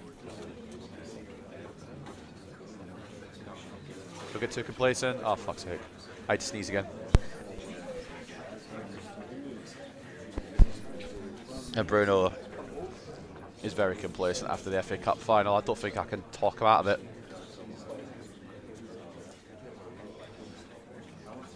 Some of these players are still enjoying the FA Cup final success. And I know we've won it already, but the game doesn't know that. Mathematically, all we need is a point. The goal difference is miles clear of anyone else in the division, but a point would secure it. I can't believe we've done it, you know. Second season. I thought it might take a little bit longer with how broken this team was when we came in, but after just a few signings, Premier League glory. It really didn't need as much fixing as we thought, because look at this team. There's only a couple of players. I think that's really, out of all the starting 11, there's only one player that we've actually signed. Obviously, we've got a couple on the bench, Baldanzi, Hjulmand, and we've obviously got De Gea as well.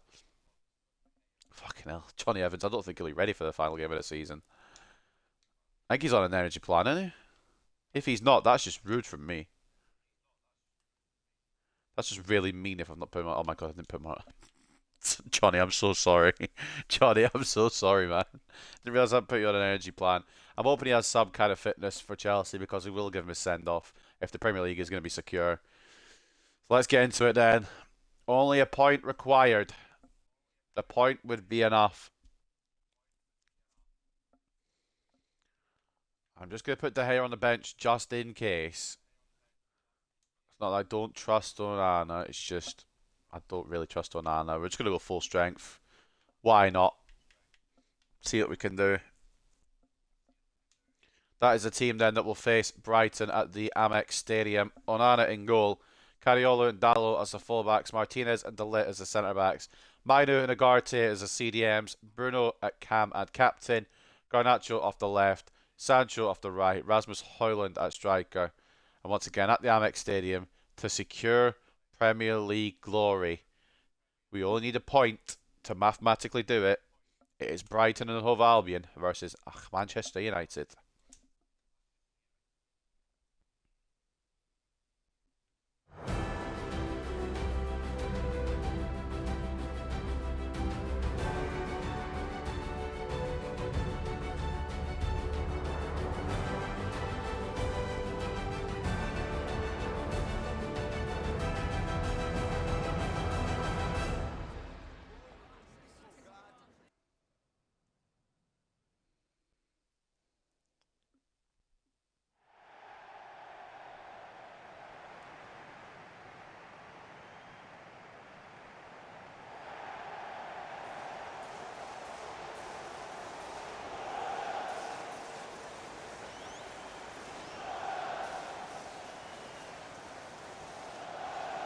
Oh, Brighton.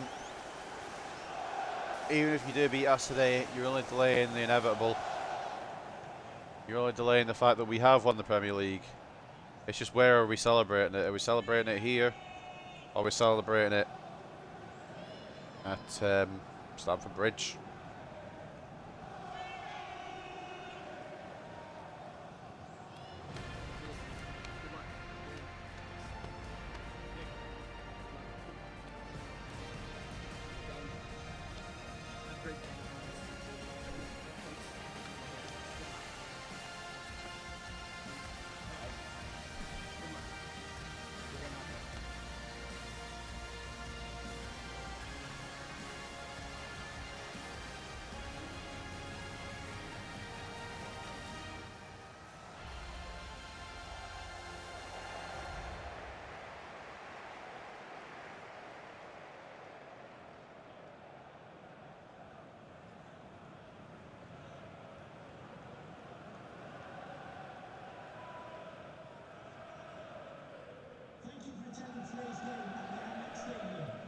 Here we go. I didn't check the Brighton squad. We don't care. We just don't care.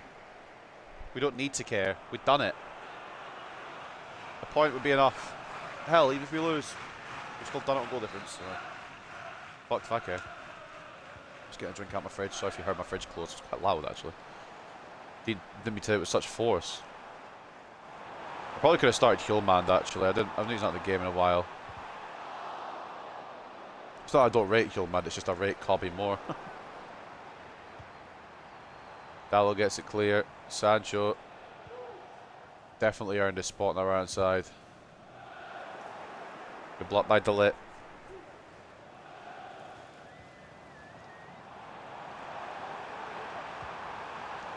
Ball in, Cariolo. Oh, Garte manages to nick it away before the shot comes off. And now United. We're going to play like we haven't won the title because we want to ensure it with a good result. Ref.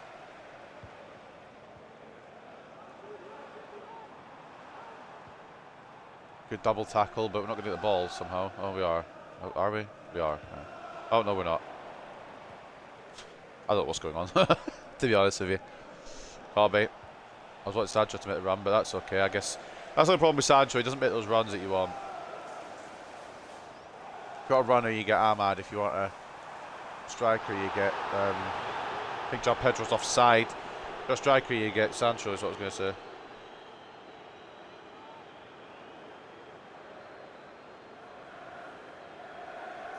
Could save Baonana anyway, but like, it wasn't necessary. He always saves it when it's not necessary. When it's onside, he'll let that in.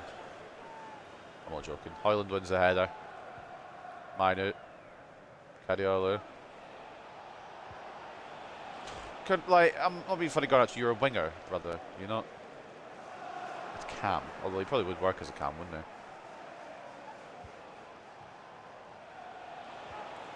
Oh, Garnacho. Can't get through. Yeah, Sancho, I must admit, it was a risk. But it's a risk that's paid off. And it's like, at some point I thought, yeah, we'll get a new right winger in. Bring in the likes of possibly Kubo or Kudus. Or it's a big name right winger. We don't need that now. We've got what we need at the right wing, and his name is Jadon Sancho. Clean slate under us after the departure of Erik Ten Hag. That's fine, because that's for Cadiolo, so we'll just get the ball back and keep playing, thanks.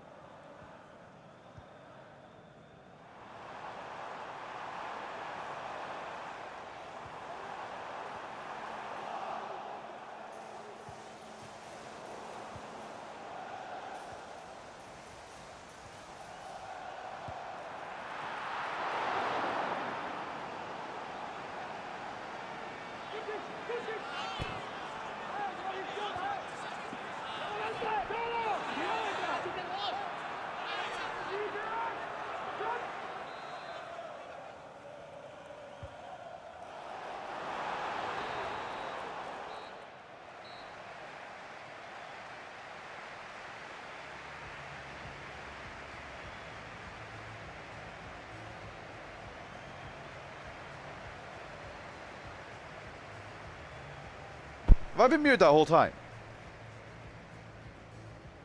I've been commentating the whole time, I didn't even realise.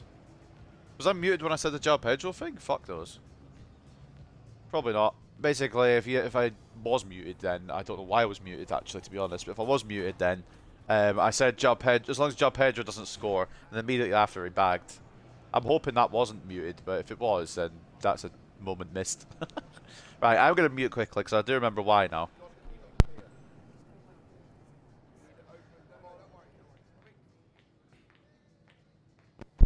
Alright, 4 shots for Brighton, 2 for us. Goalkeepers are not on top today. 53 to 47 in terms of possession, 4 shots to 2, 1.3 expected goals, 0.3. Can you tell that we're not giving as much of a fuck as usual? Well, the title's done. What have we got to play for besides pride? Fuck all, to be honest, in my opinion. Alright. Take a look at the half-time ratings. Hoyland's our best player, and for them it is Galeno.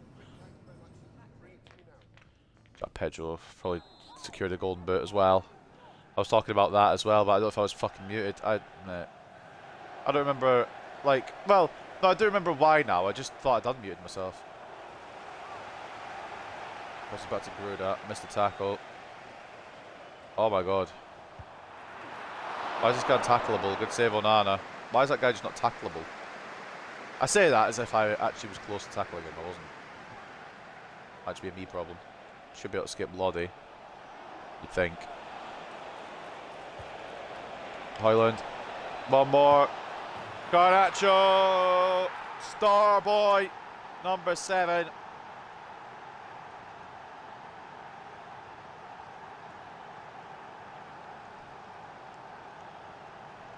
We should be losing, but we are in fact winning.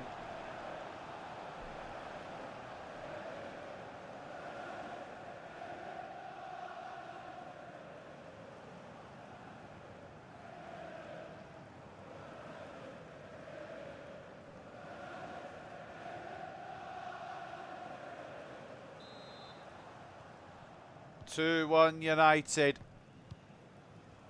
Can we end the season on a high? We've still got Chelsea to play, but today would be the day that the ceremony happens to the title.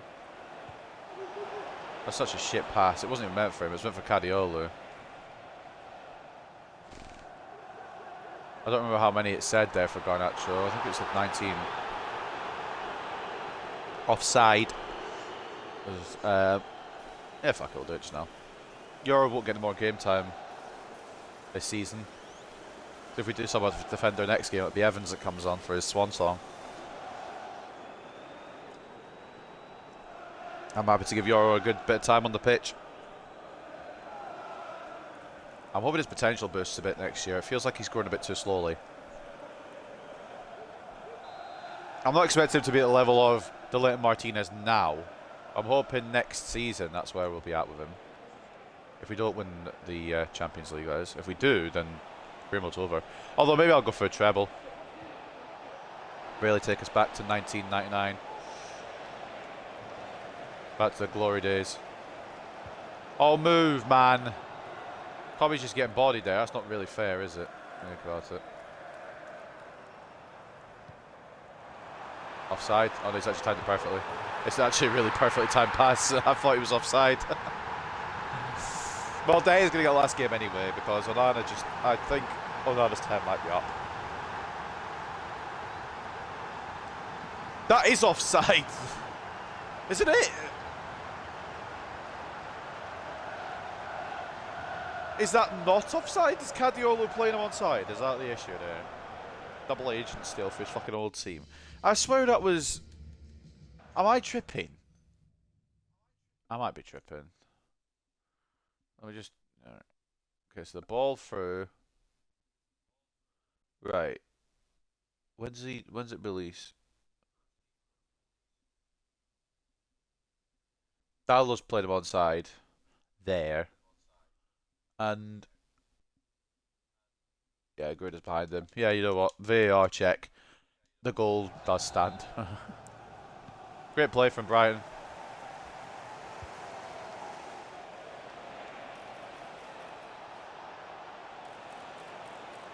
But we can go away.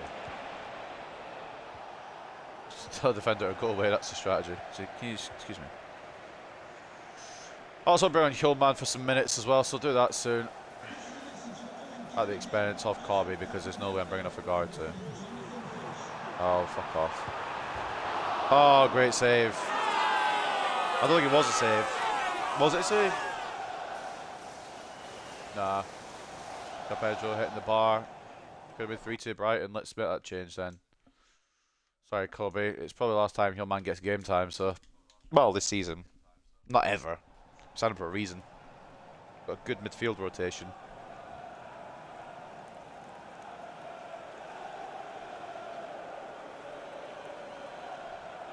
Oh man. Excuse me drinking, I'm sorry. I've got an energy drink, so I need to actually stay alive today. There's a wrestling show on in about 3 hours. Thankfully, I've got a day off today. Got stuff to do beforehand. I've still got to finish off this episode, which will probably take another hour minimum because I've got to play Chelsea and kind of review the whole season in its entirety. So that'll be, yeah. And I've got to get food. Got to go to the shop. Busy day for me today. Hoyland. Sancho. Could have probably passed it. He's not going to let me go, Garnacho? No? Fucking what the fuck was that? Yo, man. Garnacho. Foul by Dedic. Hey, Xerxes can have some time as well. Probably be his last appearance. We're going to go full strength against Chelsea, don't get me wrong. I don't care if we need to win or lose it or whatever. I'd like to just beat Chelsea. Only issue is that it might hand City second place.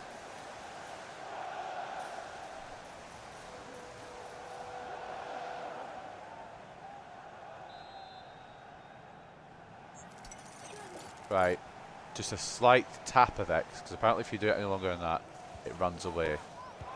Xerxes! Oh, that would have been a sick goal!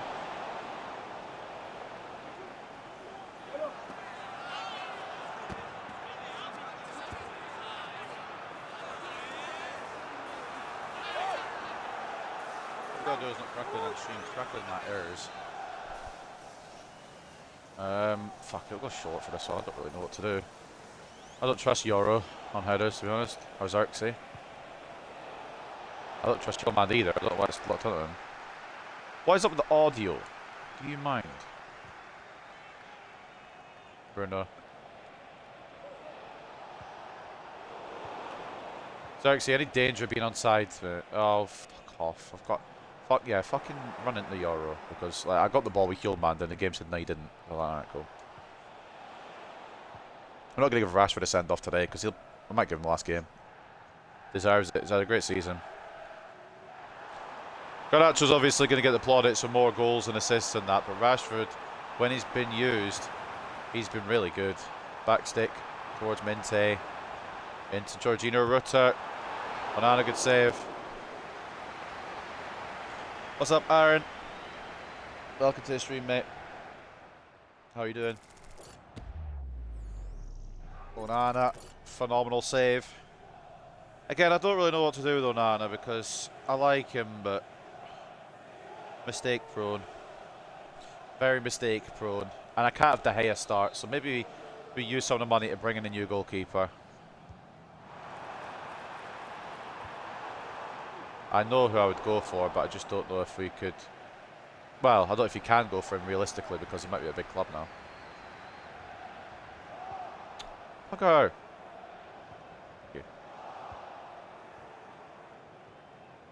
Sancho, off you go, pal. Fuck me, I guess. I'm glad you're doing well, mate. Sign Gyökeres. I was thinking of signing Gyökeres, but we don't need a striker. The striker's one of the good spots. We really need maybe a goalkeeper and maybe And now centre back. But I've used Gokurez in an our career mode I'm doing. He's fucking ridiculous. He's absolutely brilliant. Offside. Cheers. Galeno. Offside there.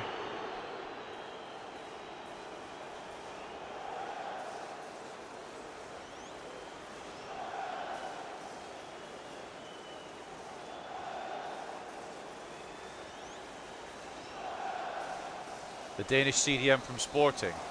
Hjulmand. Because if you mean Hjulmand, we've already got the boy. We made that signing in the summer last year. I knew he was a good option, so he's kind of like rotating with Minor and Agarte. They're all quite good. He's on the pitch just now. But yeah, he was one I really wanted to sign, and I'm glad I went for it. Bit lesser known, and very good, so... I appreciate the suggestion, but I've already got him. Don't you dare be onside. Thank you. Again, a point is all that's needed to secure Premier League glory, so I'm not gonna be like, "Where we didn't get the win." But I'd like to get the win over Chelsea, just because they've been our rivals pretty much all season. We've pipped into the title, although we could still beat Brighton. Joshua Zirkzee, 3 points. Well, it might not be. It still might be late drama. There's always a high-scoring game against Brighton, man. And we always have to leave it till late.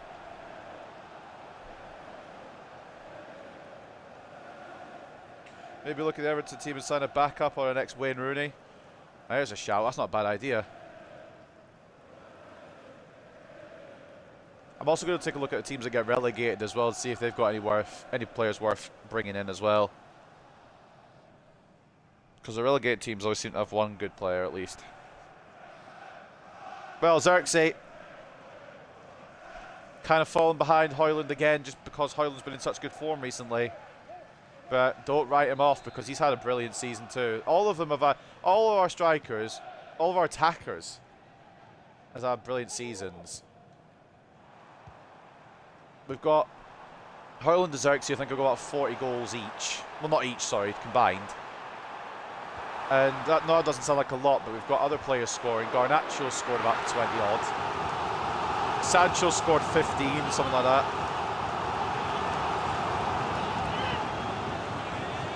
Corner to Brighton then. Simulate. Simulate what?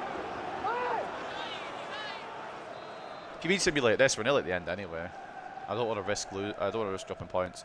Plus, we might get I think we get the Premier League title ceremony after this, so I don't want to jump out.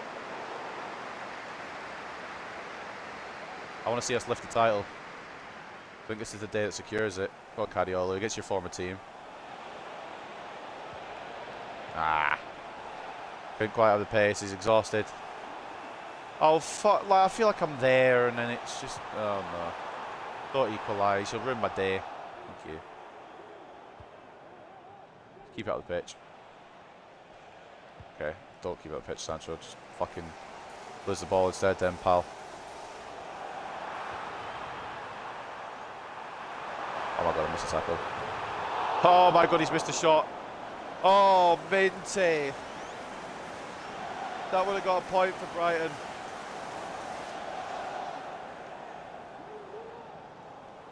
That would have got a point for Brighton, man. But it's the way it be. We're going to take all the time in the world, boot this at the pitch, and then we'll celebrate our trophy. Thank you very much, and good night. Does the celebration happen here? It looks like it. It looks like we're going to get the trophy lift here at the Amex. Zirkzee, I mean, it was already done anyway. All we had to do was get a point. We decided we'll just get all three. Zirkzee, late winner. Sell Sancho, he doesn't want to continue at Man United and wants to leave. That's what I was thinking. I was half thinking of selling Sancho, but because I'm not Ten Hag in this save, and because I've gone with a new manager, I'm giving everyone like a clean start, a fresh start kind of thing. And Sancho's had a good season, so it'd be silly to sell him now, I think. But if the right offer comes in, I won't say no. If we get a lot of money for him, There might be an exit for him, but he seems to have changed his attitude in this save anyway, in this kind of storyline save sort of thing. And he's played a lot for the team. And Bruno Fernandes, after 13 years, one of the biggest trophy droughts in Man United history, 13 years later, it is a Premier League title, 21 times Man United.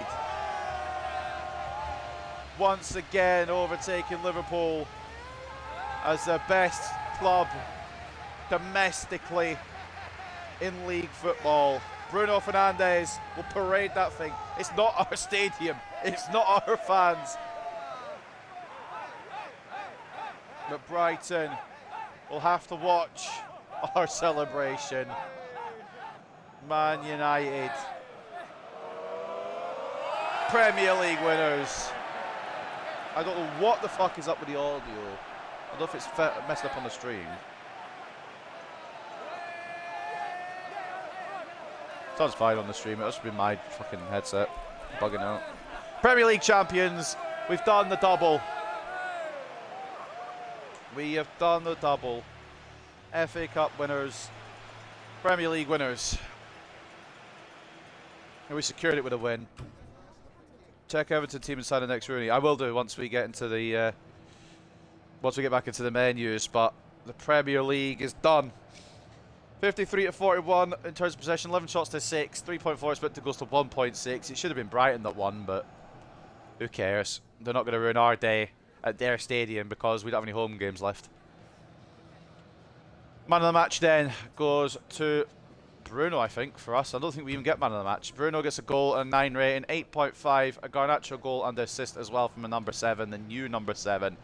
Rasmus Højlund with 2 assists as well from up front and an 8.2, and then Xerxes coming off the bench to win it for us, 7.1 for the Dutchman. For Brighton, Brian Gruder gets man of the match in the end, goal and a 9 rating. João Pedro gets a goal and an 8.6. He is probably going to win the Golden Boot now, which is what it is. A brace and an 8.1 from Galeno. Well, a brace of assists, I should say, an 8.1. He did well. Solid defensive display for most of it, but Xerxes, well, Lunin was shit, to be honest with you. So was Anana. Anana wasn't much better.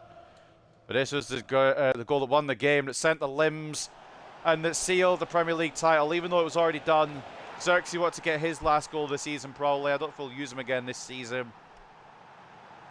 We've got Chelsea left to play, but that won't matter now. I'm still going to play it because I want to see how many points I can get, see if we can beat Chelsea. But that is the goal to seal it. Beautiful, beautiful all around. I think I checked everything. So let's go see what the manager has to say. And then we'll go check Everton and see if Wayne Rooney's regen or anyone that could be Wayne Rooney's in there. I don't know what the high ability is of that, but maybe we can always send a youth academy scout to England next season. See if we can find the next Wayne Rooney. Yeah, Garnacho apparently struggled today. He only got 1 shot off. Well, he scored it, didn't he? So he was fine. he got a goal and an assist. And we're all very complacent again because we've done the double. Manuel Ugarte knows he's been good this season. He has been arguably, and I don't know if I'm gonna put it down definitely, but I would put him up for player of the season, Manuel Ugarte.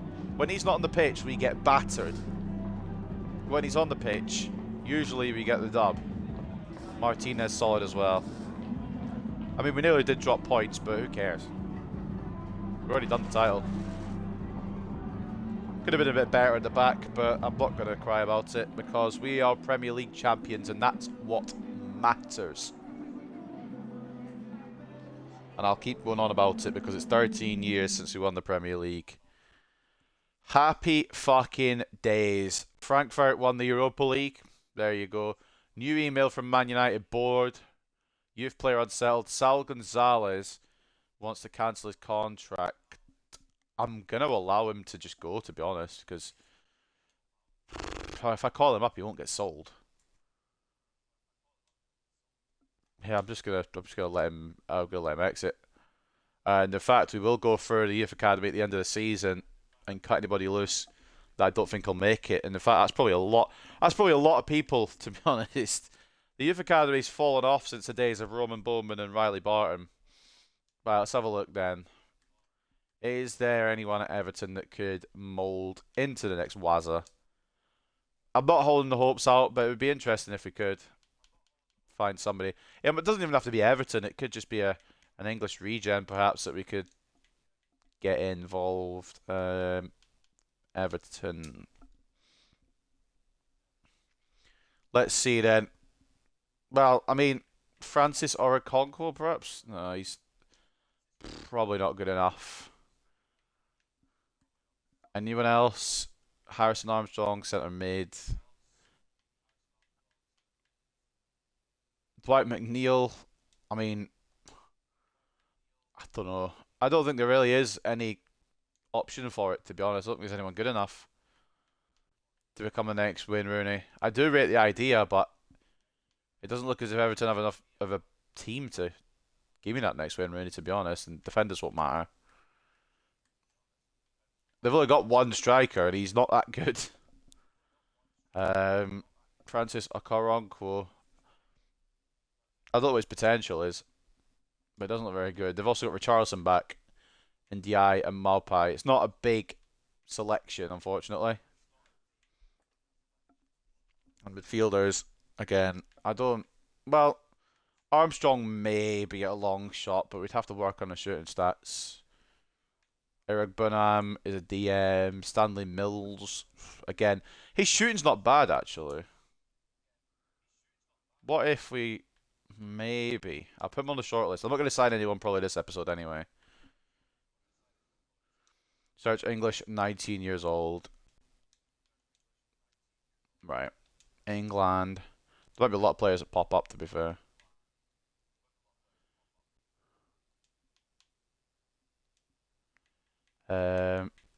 Just just reset it and do it again because save scrolling all the way through.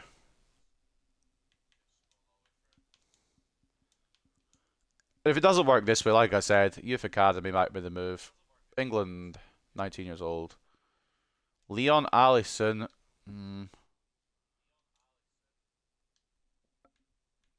Brandon Barber doesn't look really good enough. The thing is, with Wayne Rooney, he came onto the scene and he was just insane from the start. Elijah Cartwright, maybe? I don't see anyone who could really fill that role. I should just go to attackers, actually. That'd be a lot quicker, wouldn't it? Elijah Cartwright's the only one that could come close, to be honest.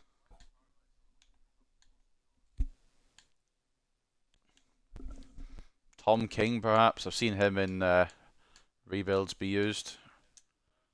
And Ndala. I mean, there's options. Centre forward striker. You can only search for one at a time. I'll do centre forward first. Where is centre forward? Am I blind?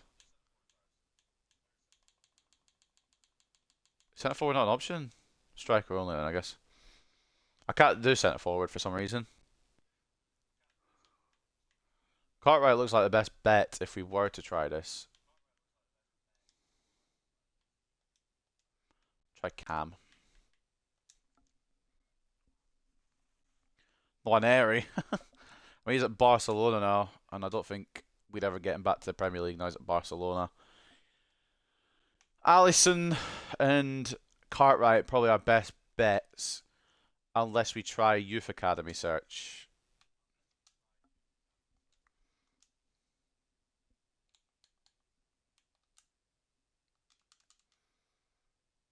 I'll add them both. Tell you what, I'll add them both to the shortlist. I'll keep them in the back of my mind. And if I can't, well, I don't know. We don't really need either position, but I will maybe, possibly side him and get a next Wayne Rooney. And we could always send a youth scout out as well. Like I said, do have options, but I won't start that till next season now because we're about to wrap up this season. I want to end it quite nicely, and we could end it quite nicely by beating Chelsea. They can't catch up The league is done. There's still a race for that fourth spot, Arsenal or Liverpool, to claim the final Champions League place. We've got the last relegation spot as well, I believe, contested between Leicester and Leeds. But the Premier League is done. And we've done it quite convincingly, and that goal difference is mad.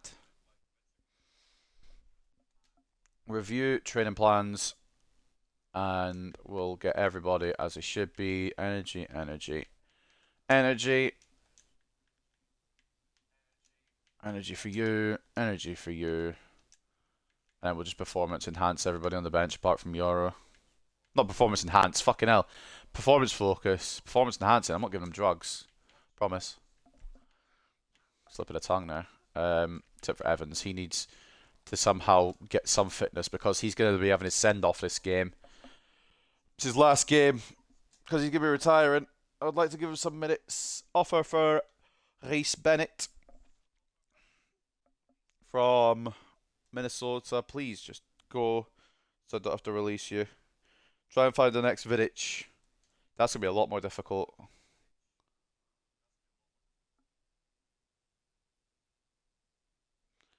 That is going to be a lot more of a challenge. I'll have a quick look, but I do want to get this season done.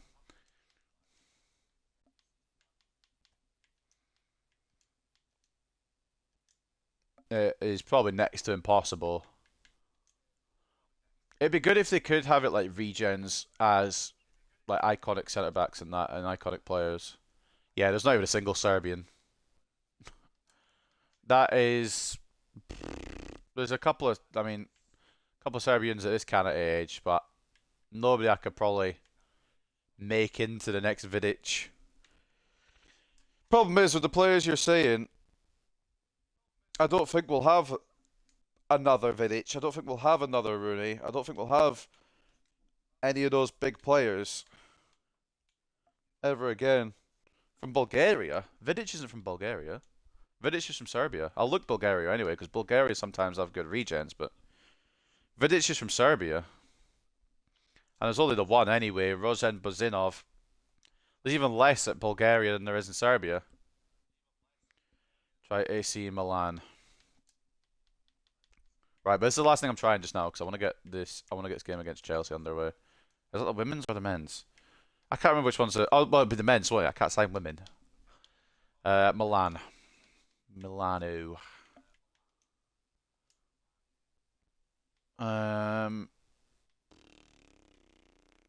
What exactly am I looking for?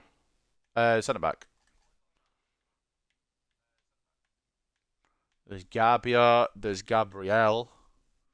There's Kalulu. But the thing is with Milan, they've just won the Serie A, and I want to keep it semi-realistic. They wouldn't sell any of their players after they just won the Serie A.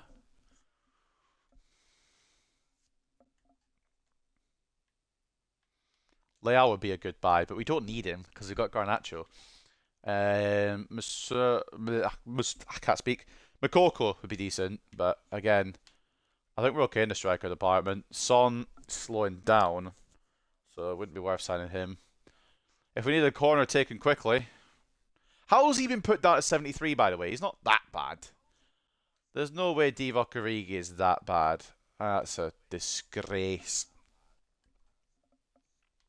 They do have some good options, though. Benacer is one I was thinking of signing before we got Hulmand.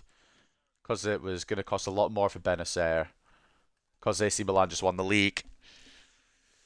I think Inter will have probably won it this year, though, by the looks of how they've been playing. Teo Hernandez would be ridiculous, but it would be it'd be unrealistic to fuck. Malik Thiaw would be a good one. Now, I'm going to put him on the list because he'd be a decent option. And of course, they've got quite a few goalkeepers. And this is a man I was thinking of signing to replace Onana. But again, realism-wise, I don't know if it would work. Pavlic.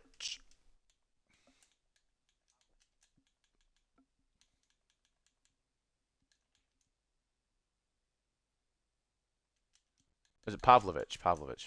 Never mind. This boy here. Yeah, I've actually had Pavlovic suggested a few times, but he's at Bayern, so be difficult to tempt him away. Check who they do have, but this is the last. I always say it's the last check, and I keep checking. But this is the very last check now. They've got Bajatic. They've still got Eric Dyer. They've got Guimaraes, and I think they do have Palhinha still. So I don't know how much game time our boy there, Pavlovic, is even getting. Oh, is it not the right guy? Oops. My apologies.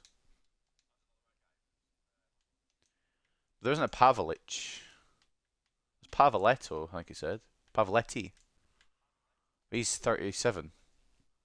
And retiring at the season. Yeah, no chance. I'll check after this game because I'm happy to take suggestions, but I would like to finish off the story, so to speak. So let's take a look at the news then. The stage is set for a new clash in the Bournemouth-Southampton rivalry.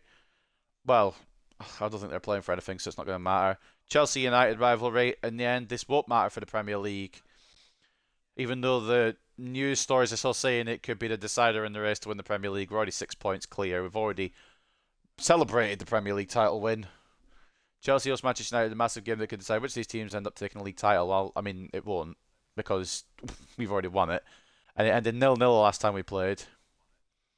And will it show our Premier League glory? No, it won't. Premier League leads Manchester United to Emirates FA Cup trophy and double, sending fans into rapture. You mean Xerxes? I think I've messed up there. And win series dominant Manchester United in their Premier League title. Although they got player of the match, Gruden named player of the match after the performance against Man United. Have we got a celebration? Where's our celebration? Oh, we don't have our celebration there. But we saw it on the screen anyway. Man United beat Brighton again, lol. I think it was 3-2 last time as well. Right then, what have Chelsea got? Does it matter? No. But it is fine. Tosin is injured. They've got Romero and goal, DeMarco and Renato Vega as the fullbacks, Tapsoba and Chalaba as the centre-backs, Kessier and Casado as the CDMs, Mudryk off the left, Palmer off the right, and Kunku at cam. Jackson at striker, who for a while was in the Golden Boot race, but he's fallen off a bit now. Enzo Fernandez, João Felix, Neto, Sanchez, Badiashile, Broya and Fofana all on the bench. 3 wins, a draw and a loss out of their last 5 matches. Doesn't really matter now because the Premier League season is over. They've got plenty of key defensive and attacking players, and they play the tiki-taka based style. Kessier, Casado and DeMarco, key defensive players. Palmer and Jackson, the key attacking players.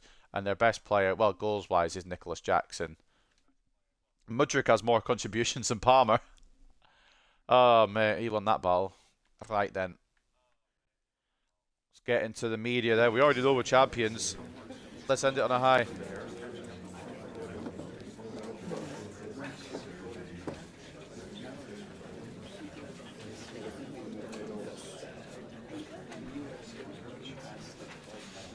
Garnacho. We'll encourage. It was encourage everybody.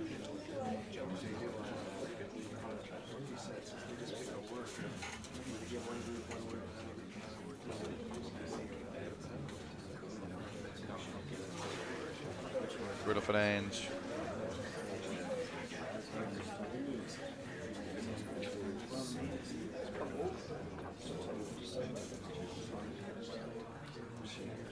Cariola. Apparently, Palmer has been a problem. Well, I mean, it hasn't been that much of a problem.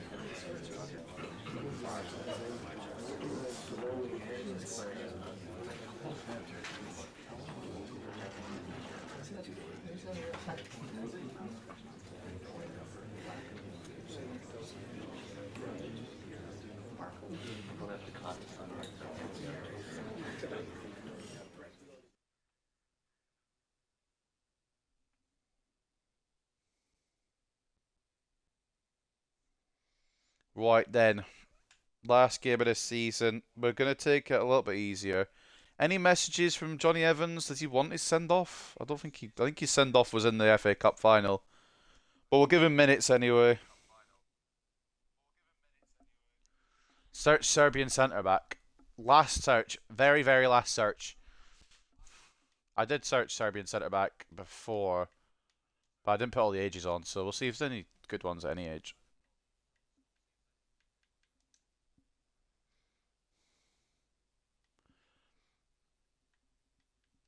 Godelli used to be good back in his day, and his contract's about to expire. He's what's got in the free agency. But there is probably... I mean, Milenkovic is pretty good. I don't know if he'll be the next Vidic. But he's probably the best option. Pavlovic is pretty good. He's on loan, though, at Leeds from Milan. Why would you choose to go from Milan to Leeds? Do you hate yourself that much that you'd want to go to Leeds? You get a nice place like Milan, and you end up in Leeds. It would just kill me inside, to be honest. Those are all our options from Serbia.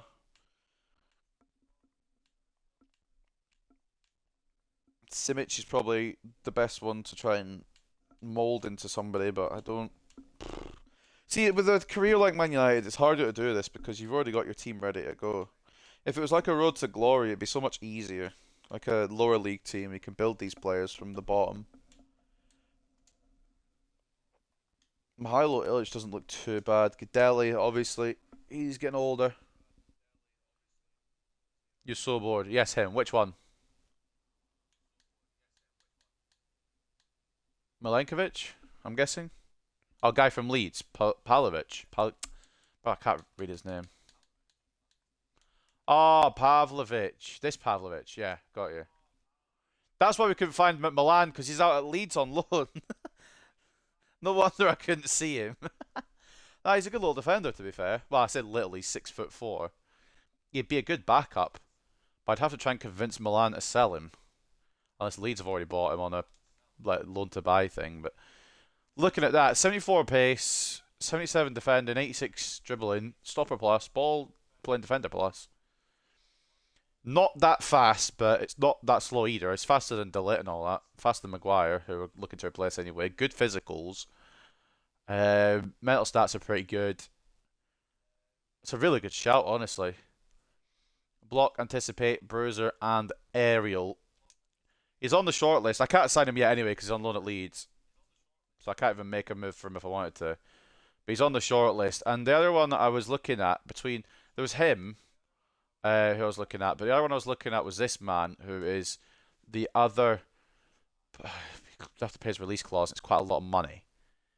He's the other option that we were going to possibly bring in. Oosterveld. He has quite a lot in terms of defensive stats. 90 pace, slightly worse at defending than Pavlovic, to be honest. Pavlovic, but he's faster. 6'4", can play as a left back and a centre back. So it'd be between those two on who we bring in probably, because that's actually a really good shout. But because it leads, we couldn't make a move for him if we wanted to until we get into Season 3. And we won't get into Season 3 today because I've still got to do the World Cup at some point. Right. No more messing around. Get the season done. Poor Anthony, man. He's going to miss out the final game of the season and probably, unfortunately for him, won't play for United again. Evans is going to make the bench. For the love of God, what am I doing?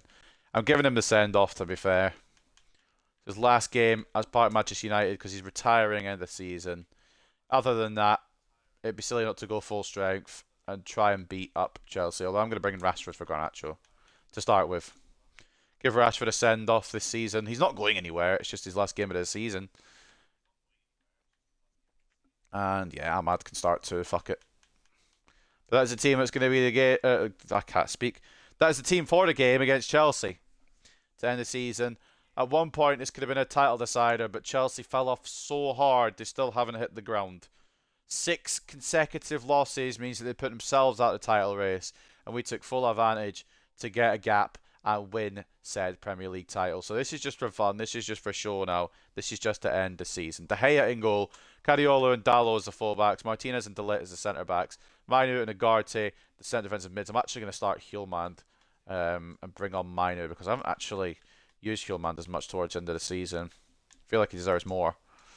I don't know how happy he is with his playtime, but hopefully he's had enough. Fernandes, captain, and Cam. Rashford off the left. Ahmad off the right. Højlund at striker. For the final game of the season, then, it is Stamford Bridge. It's at Stamford Bridge. It's Chelsea versus Manchester United. You're bored. Yeah, it's quite a slow day today, to be honest with you. But you can always play career mode. Career mode's always a good boredom killer. I know that firsthand. It's the first, well, if I'm at home, it's the first thing I think of doing. Play a bit of career mode, build a team, see how it goes. There's always the football on later as well, the actual football. FA Cup's going to be on, Premier League's going to be on.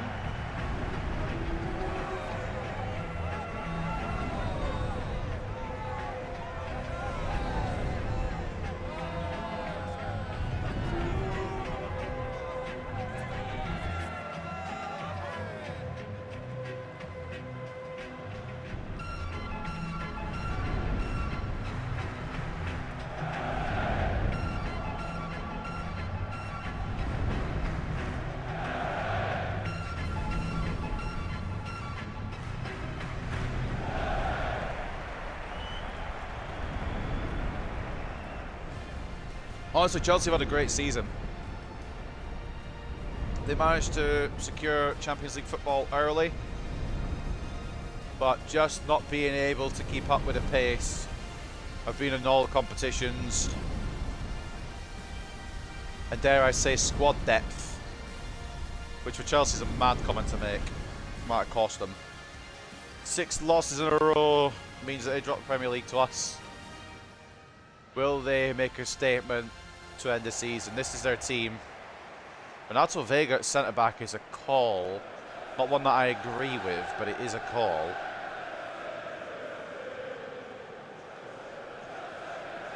As for us, we've gone a bit of rotation today. De Gea gets the final game of the season. I don't know what we're going to do goalkeeper-wise next year. Onana, I'm going to be honest, I want to sell, but I know a lot of people want to keep him, so it's difficult. He's had an okay season, he just makes too many mistakes, but that's on Nana. I probably will end up sticking with him, but I don't know. There's a good upgrade anywhere. Might go for it. Oh my god. Right! Sorry, Chelsea. Fair enough. Cole Palmer, 1-0.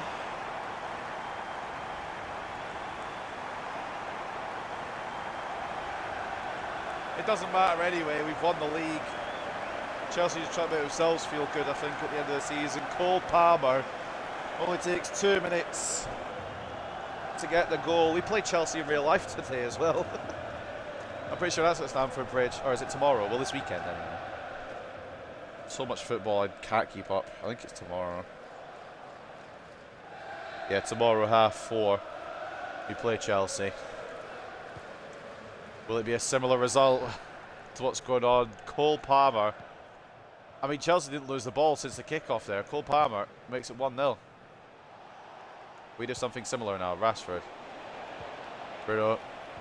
Højlund. Equalises. But I think it's going to be disallowed. Oh, what a start to the game. That would have been 1-1 inside 5 minutes.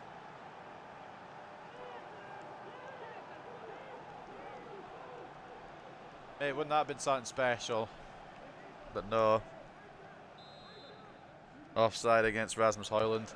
No disagreements, no arguments, because it was offside, but like, you just never know. Sometimes it gives you the benefit of doubt this game. Even if Chelsea win this, they'll still end up 3 points behind us in the Premier League, so they won't get anything besides just, I don't know, gratification out of this. Why has it still got me on Cadiolo? Why won't it let me switch to... Oh my god.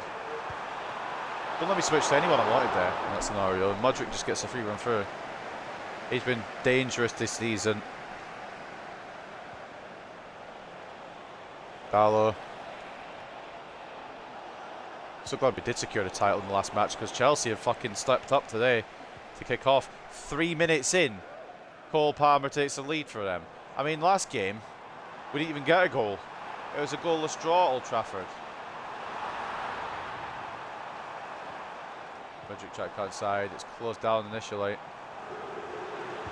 Jackson takes a shot and it's wide. Shock as Jackson misses a chance.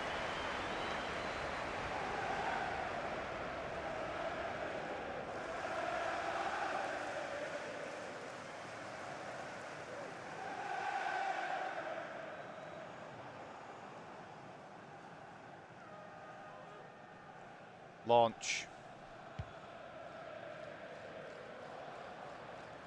Highland. Bruno. Guardiola. Rashford.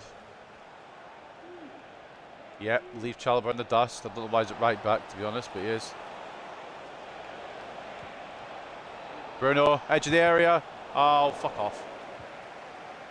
Blocked down. I don't know which defender blocked it, but it was blocked.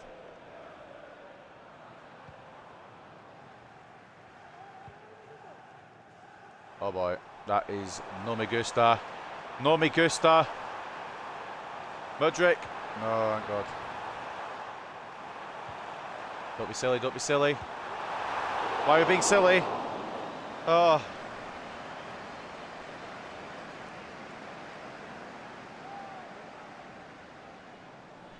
Oh, man. Launch. Usually my player wins the header. And then we have to try and build from there, and that's where the issues lie, because Chelsea have got everybody back besides Nicholas Jackson. Great ball to Dalot. Back inside to Ahmad. Turns his man. Great save. Because Romero in goal, innit? Bruno. Oh, blocked down. He committed delay all the way outside it back to win that header when Hillman was right there. Okay. Right, good. It's like good interception is the word I'm looking for from Dalot. Bruno. It was the right move, it was just the wrong time. Tapsoba getting in the way. It's a really good signing from them, to be honest. Tapsoba. Bruno. Highland onside. Rashford there. Turns in. Oh, Romero, will you just save those antics for the Euros, pal? Or the World Cup? I've got you in the squad. You don't need to just fucking be an arsehole now, do you?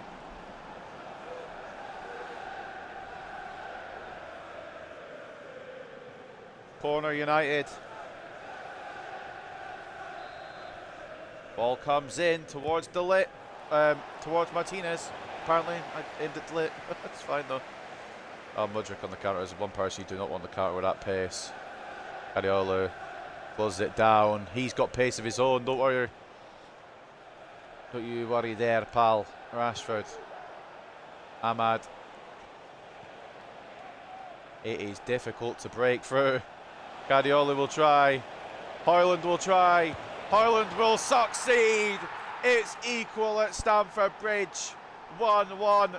I don't think Highland will win the Golden Boot, but another goal won't hurt. Johnny Evans on the bench. He's excited for his fucking moment.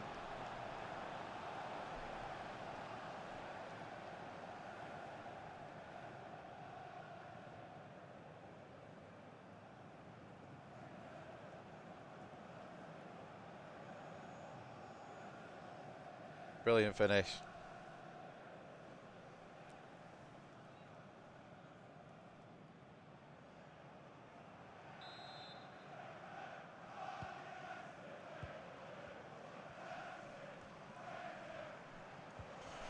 Oh, go on. Oh, what a tackle, to be fair. Grealish still trying to make his play for Golden Boot. That was like a Golden Boot game. As Grealish and John Pedro battle it out. Yeah, Grealish is in the fucking Golden Boot race. That's the maddest thing you'll ever hear, I know. 21 from Rasmus. I don't think it'll be enough. I know John Pedro's on 22 minimum, which means Highland will need at least another goal. And having to rely... What is Mudryk doing? Having to rely on John Pedro not scoring. Dalot. Ahmad. Oh, what in the fuck?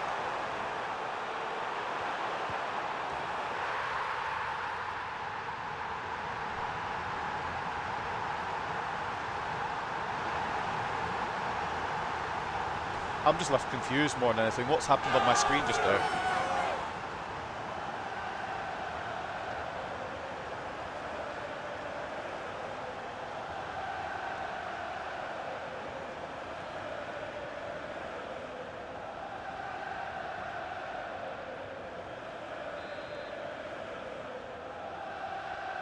I'm dumbfounded. I just need to double check this because I'm very confused.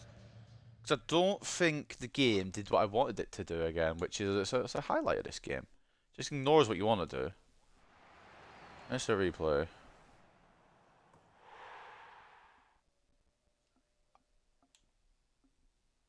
I don't think physically that's possible. What's just happened there? No. Ahmad has the ball.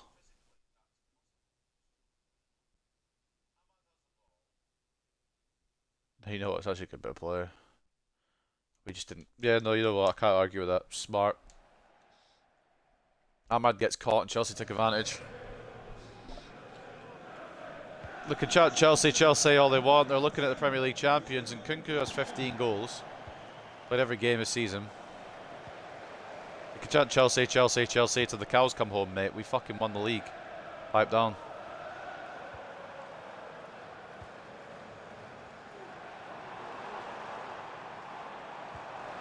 Offside. Yeah, thank God. Good save to Gea, but I didn't know if the flag was going to come. What's up, Arsenal football, mate? Welcome back.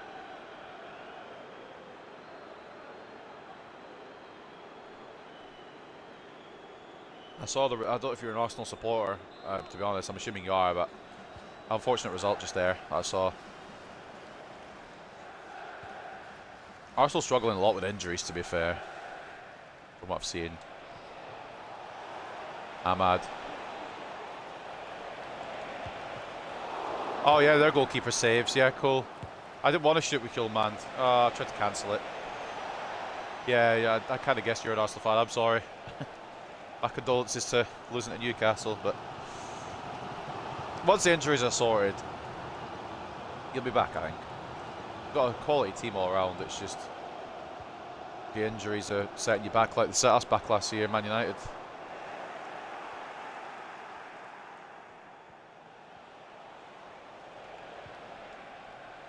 Hernandez, Ahmad.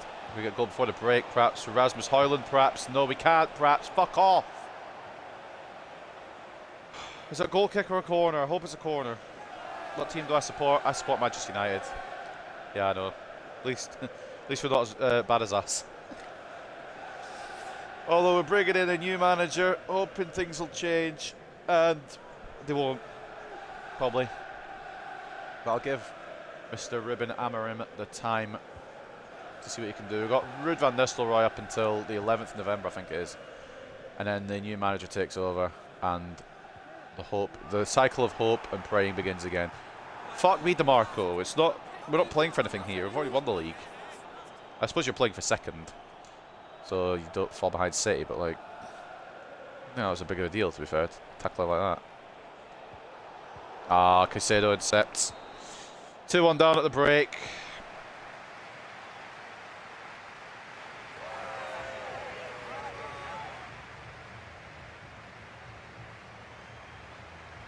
I mean, it doesn't really matter. They're saying we will be champions if things stay as they are now. We've already won the Premier League in this save. We had the fucking Premier League ceremony last game.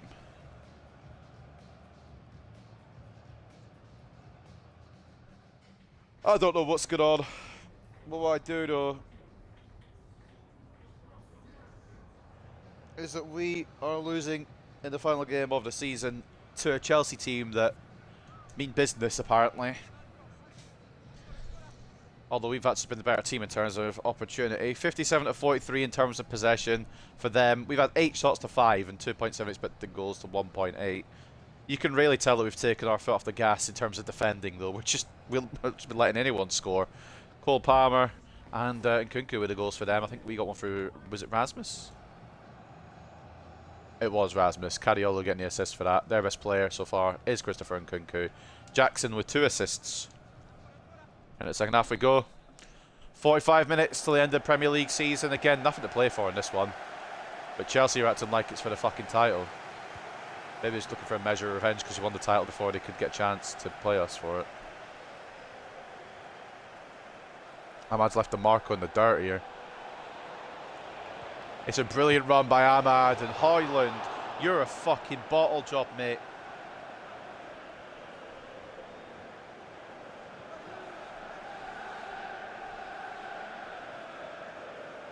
Should be scoring that 10 out of 10. You'd expect him to score it as well.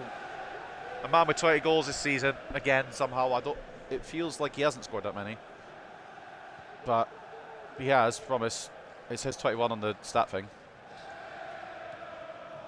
But my point is you expect him to put it away. Ahmad has been making DeMarco struggle all day. Running them ragged. Oh, tap so, but will you just move, man? It isn't that serious.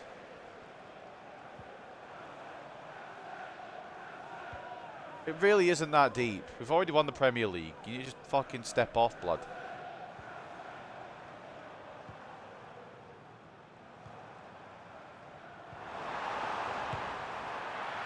It's an interesting shot choice from Mudryk. It wasn't bad, to be fair. It's not I don't think the choice that people expected him to make. To Dallo. It's just they sit back so quick. They've got about fucking 11 men back besides Jackson. Well, whether it's for the Premier League title or not, Chelsea are really going for this. And that makes me want to go for it, because I want to stop them. Nice one, Dallo. Oh. Yeah, I love getting the ball and then not getting the ball, you know what I'm saying? It's my favourite. Can you tell? I'm so excited. I want to bring Johnny Evans on for his last game, but we're losing. I think bringing on Johnny Evans would probably make us lose by more. Good save De Gea at near post. Are you happy Ten Hag sacked? Yes, I am. Oh, yes, I am. Very happy. And I've realised now we probably only kept him for so long because we were trying to find the next manager quite quickly. Which is fine, I guess. I liked him initially, Ten Hag, but the whole Ronaldo thing kind of soured. I know Ronaldo is about as egotistical as they come, but the whole Ronaldo thing kind of soured me on Ten Hag quite quickly. And then the Sancho thing, I know Sancho's probably more in the wrong, if anything. I liked Ten Hag for a while, but once you can't get results, it's just like, I don't know. The players weren't playing for him. He wasn't tactically aware. It was the right call to sack him, but I think we should have done it after the FA Cup win. We should have sent him out on a high and said, "Yeah, here you go, mate. You've done well to win the FA Cup. Let's just part ways under happier circumstances, rather than keeping you on for another season and falling to fucking 14th or where we are in the league now." Relegation battle for Manchester United. It doesn't really matter to me, this match, because we've already won the league. Chelsea win, don't they? I'm going to bring on Johnny Evans next time play stops. Give him his swan song.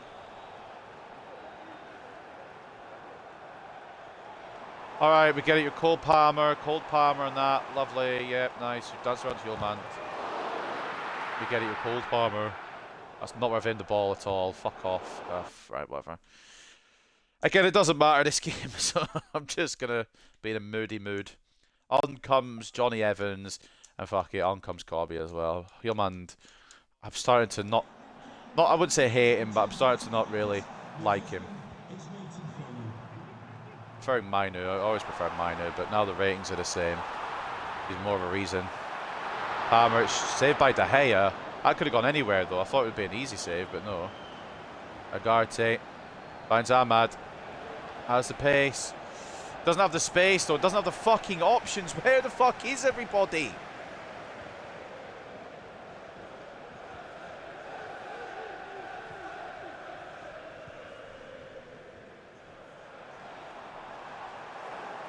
Act if I'm not there, DeMarco, mate. I'm fucking right there. Ahmad. Fucking. Yeah, I'm not getting the equaliser, I don't think, today.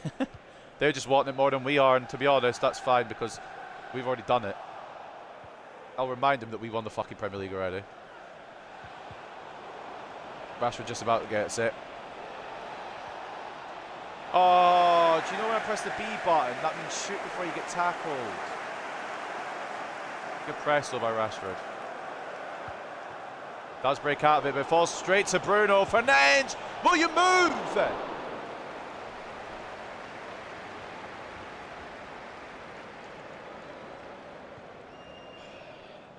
I want to bring my changes on. might have to fucking do a tackle in a minute. Can't win a slide. I can't do a slide tackle to get the changes on. Jackson's not even offside, is he? Good save De Gea. Now we'll get the changes.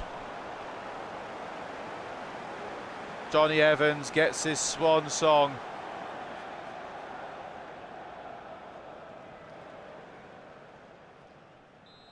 Last 10 minutes goes to the Northern Irishman. And that's how little we care about this game. We're bringing on Johnny Evans and they're trying as if it's for the Premier League title. Trust me, if it was for the Premier League title, we'd put a bit more effort in. Keep running then, bud. Oh, Bruno.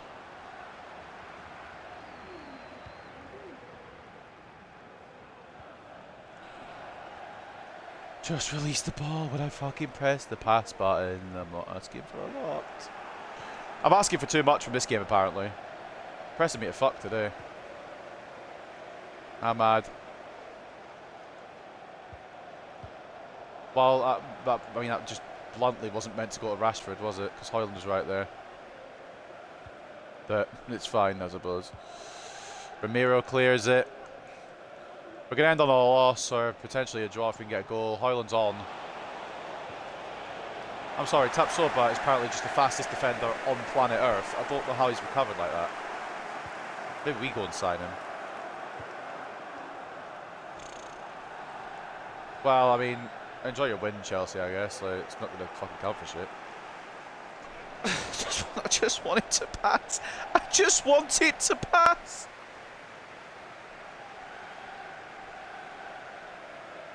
A button. I press it. It's like, nah, wait a second. Are you sure you want to do that? Mudryk off. Felix on for the last minute. He gets some game time, I guess. Not much, but enough. You go, please. Nobody's making a fucking run. Well, Chelsea, hope you enjoy your fucking win. It's not going to matter to me. It's not going to matter to anyone else. Johnny Evans will stop you in your tracks.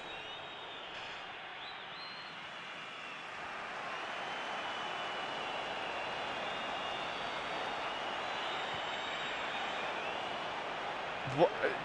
Someone give me a good reason why that hasn't locked onto Rashford unless it's offside, in which case fair play. Yeah, nice for Chelsea. That's going to be locked to your season. Yeah, go on. Yay, Chelsea. What a win. It doesn't fucking matter. But go on, Chelsea. I love how we're celebrating the loss. We already had the ceremony, but we will enjoy once again.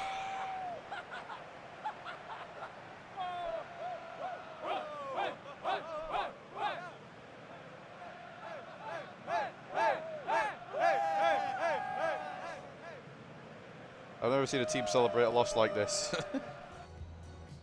What I do know is that despite the loss to end the season, despite Chelsea just being sweaty, try-hard and bastards, they won't walk away with the Premier League title.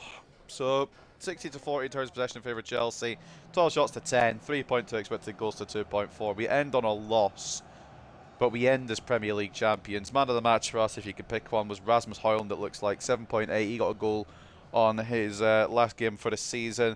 That's not what I clicked, although Nkunku got player of the match, as you saw there. De Gea 7.2, tried his best, bless him, and Bruno Fernandes 7.1. The assist coming from Cadiolo, we got 6.8. Man of the match for them, Christopher Nkunku with a goal and a 10. Cole Palmer with a goal and an 8.7. Nicholas Jackson with a brace of assists and an 8.1. Tapsoba, Ramiro, Vega actually did quite well at centre back. I apologise for underestimating that man. But that is going to be it for the Premier League season. We don't end on a high, but we end with the title. So, you know what? Lesser two evils. Chelsea can have the win if that's what it means to them. City also won. They'll secure third. Liverpool won, but I don't know what it means to the Champions League race. I don't know what Arsenal's result was.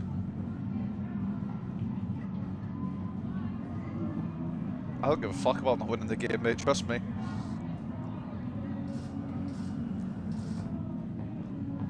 We end on a low note in terms of results, but a high note in terms of we got both the trophies. Evans only came on late and it was his swan song, so don't have a go at Evans. Don't have a go at that man. It certainly wasn't down to him. Exactly. He only came on last 10 minutes and the game was already done. Do not talk about my Johnny Evans like that when he's retiring. And Agarte will always console Agarte. My favourite player in this team, probably. Besides Garnacho. Big Garnacho man that I am. But yeah, Agarte, second best for me. Well, there we are, ladies and gentlemen. We are donezo in terms of the Premier League. Not donezo in terms of the episode, though. Still quite a lot to cover because we're going to go through every competition and see who won it. Cullen, transfer talks, and he's not going to Grazer. And we get a war chest to spend. Premier League money. I don't know how much we'll get of that next season. Will we spend some of it? Probably. Where are we spending it? Nay clue, pal. Well, might as well put everyone on a performance focus plan then, because that's the season done and dusted. Another season down for Manchester United. And we will advance up until the first World Cup game. And we'll start securing everybody. Oh! Bus parade! Content ID claim.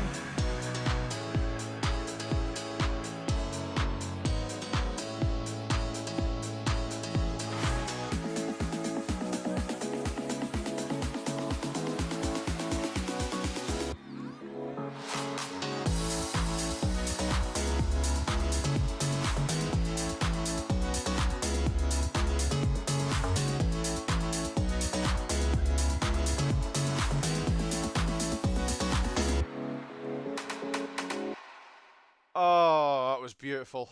That was beautiful. We completed the double. Premier League success. FA Cup success. That's just the beginning as well, by the way. That's just the beginning. That's just the start of a long, well, not maybe long, but hopefully a long, successful road for Man United. Bennett's not going to wherever he was going. I don't give a fuck, mate, honestly. What I do know is that we've done it.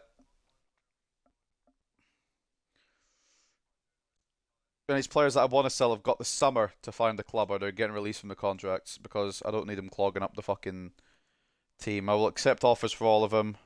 Another Youth Academy report coming in. Let's see. Anybody else to bring in? Sharad Bandari, overall of 50 to 68. Potential 59 to 71. Or 77, sorry. I can't read numbers. Abhijit Adhikari, overall of 51 to 67. Potential of 72 to 94. Go on, lad. We'll take a try on you. Gayal Chowdhury, 55 to 73. Potential of 63 to 85. Not enough potential, I'm afraid.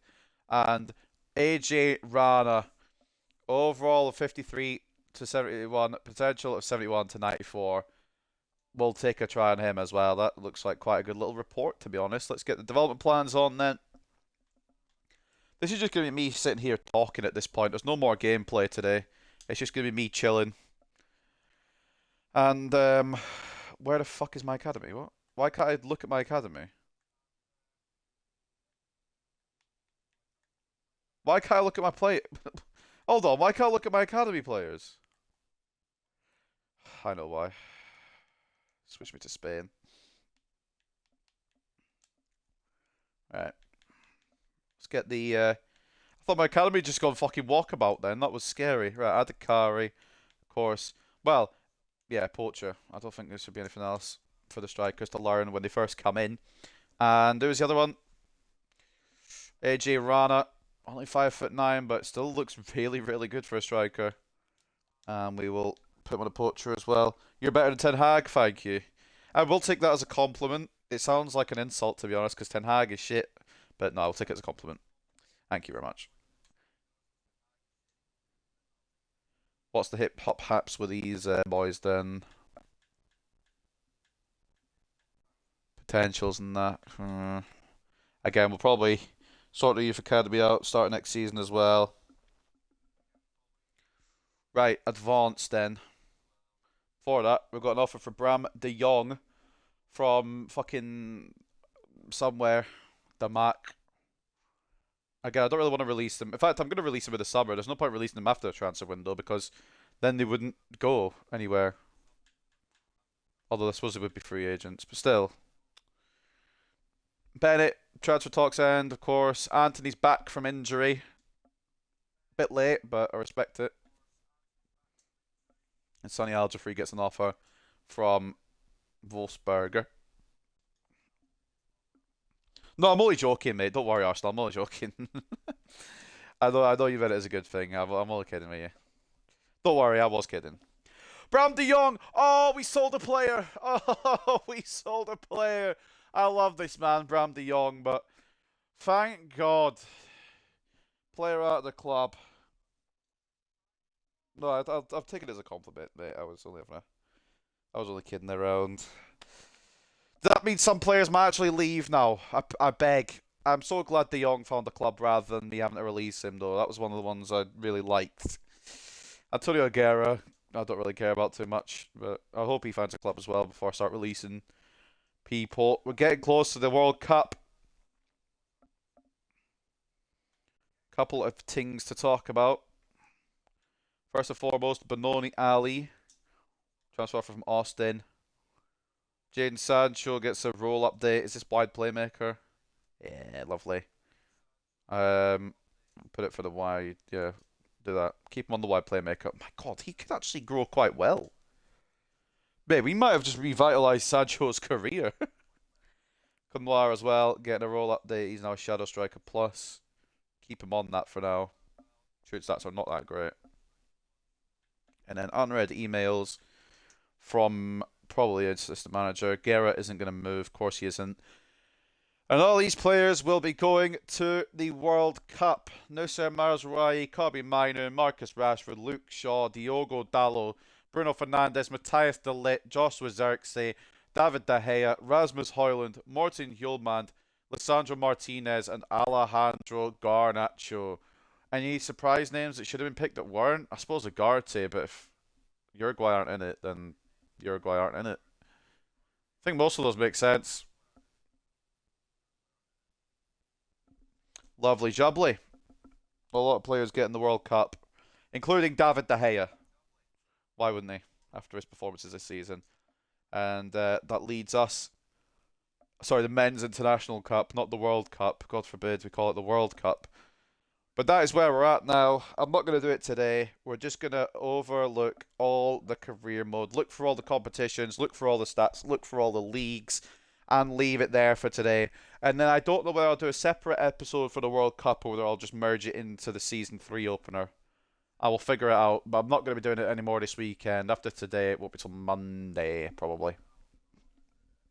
But what I do know is we're going to go look at everything. So first and foremost, we're going to go look at the Premier League and enjoy our success. Even though we lost on the final day, it did not matter. A phenomenal season by all accounts. 97 goals. We weren't short on goals.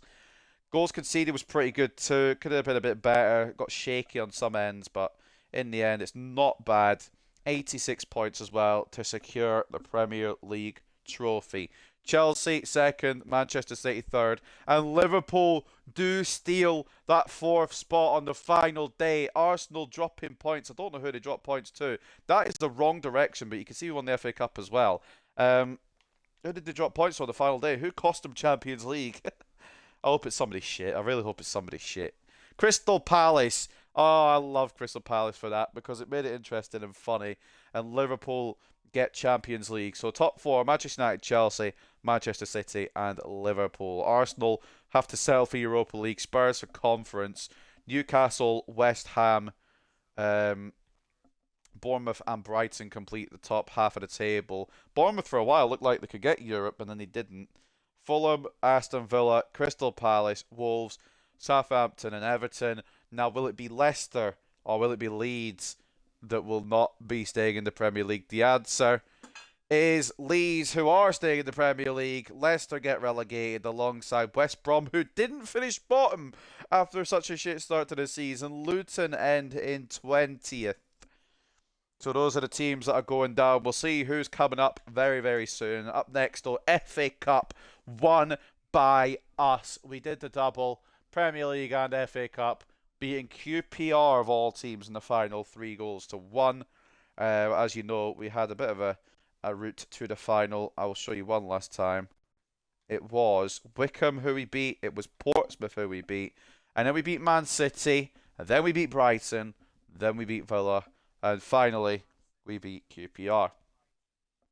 Heading towards the Carabao Cup, then we didn't win that.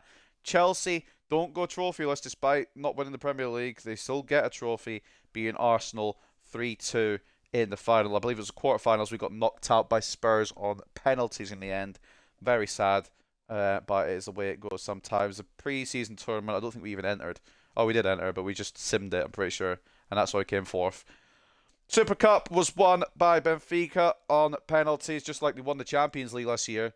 It is a 2-2 draw and a 9-8 on penalties. But who won the Champions League this year? If you're looking at the news, you'd know who it is. It is Lombardia FC, or Inter Milan, win the Champions League final over Barcelona, 1-0. You might be wondering what their route to the final was. I will show you in a second. They came top 3, I think, at the very least. Yeah, third in the league phase, avoiding the playoffs. Round of 16, they got past Slavia Prague. In the quarterfinals, they beat the other Milan that doesn't have a licensing either. They beat Real Madrid on penalties in the semi-finals to beat Barcelona in the final. For the Europa League, it was Eintracht Frankfurt that won 3-1 over Dynamo Kiev. As we look at the league phase, where were they? They didn't finish top 8. Frankfurt went through the playoffs. They went the long way around, 12th in the league phase. In the playoffs, they beat Real Sociedad to advance to the round of 16, beat Spurs, beat Roma, beat Lazio, and then beat Dynamo Kiev. Went the long way around, but got the right result. For the Conference League, then, it was... Oh my god, it wasn't Aston Villa. Oh, I thought it was Aston Villa. Olympiacos pulling off the shock in the Conference League final, defeating Aston Villa 2-1. Holy fuck. They came second in the league phase, to be fair, undefeated. Why is there only 6 games in this? Why was there only 6 games played? That's got to be a glitch or something. Because it should be 8. Whatever. Olympiacos made it through, avoided the playoffs, beat Nice in the round of 16. Quarterfinals, they beat Brøndby on penalties. Christ, they could have been out there. Destroyed Austria Vienna, and then beat Aston Villa in the final. And of course, we're in the World Cup. We manage Spain. We ain't going to play it. We're probably just going to tactically sim it. Unless enough people want me to play it, and I'll maybe. But I think I don't really want to play it personally, so I don't know. We've got the talent. I just don't know if I really want to play a World Cup. But look at that team. If that team doesn't go far in the World Cup, there is questions. And yeah, we even brought the man himself, David De Gea. Probably his last ride in this cup competition. So, before we go and look at all the other leagues, let's see the stats first, because I might forget. This is the wrong squad again.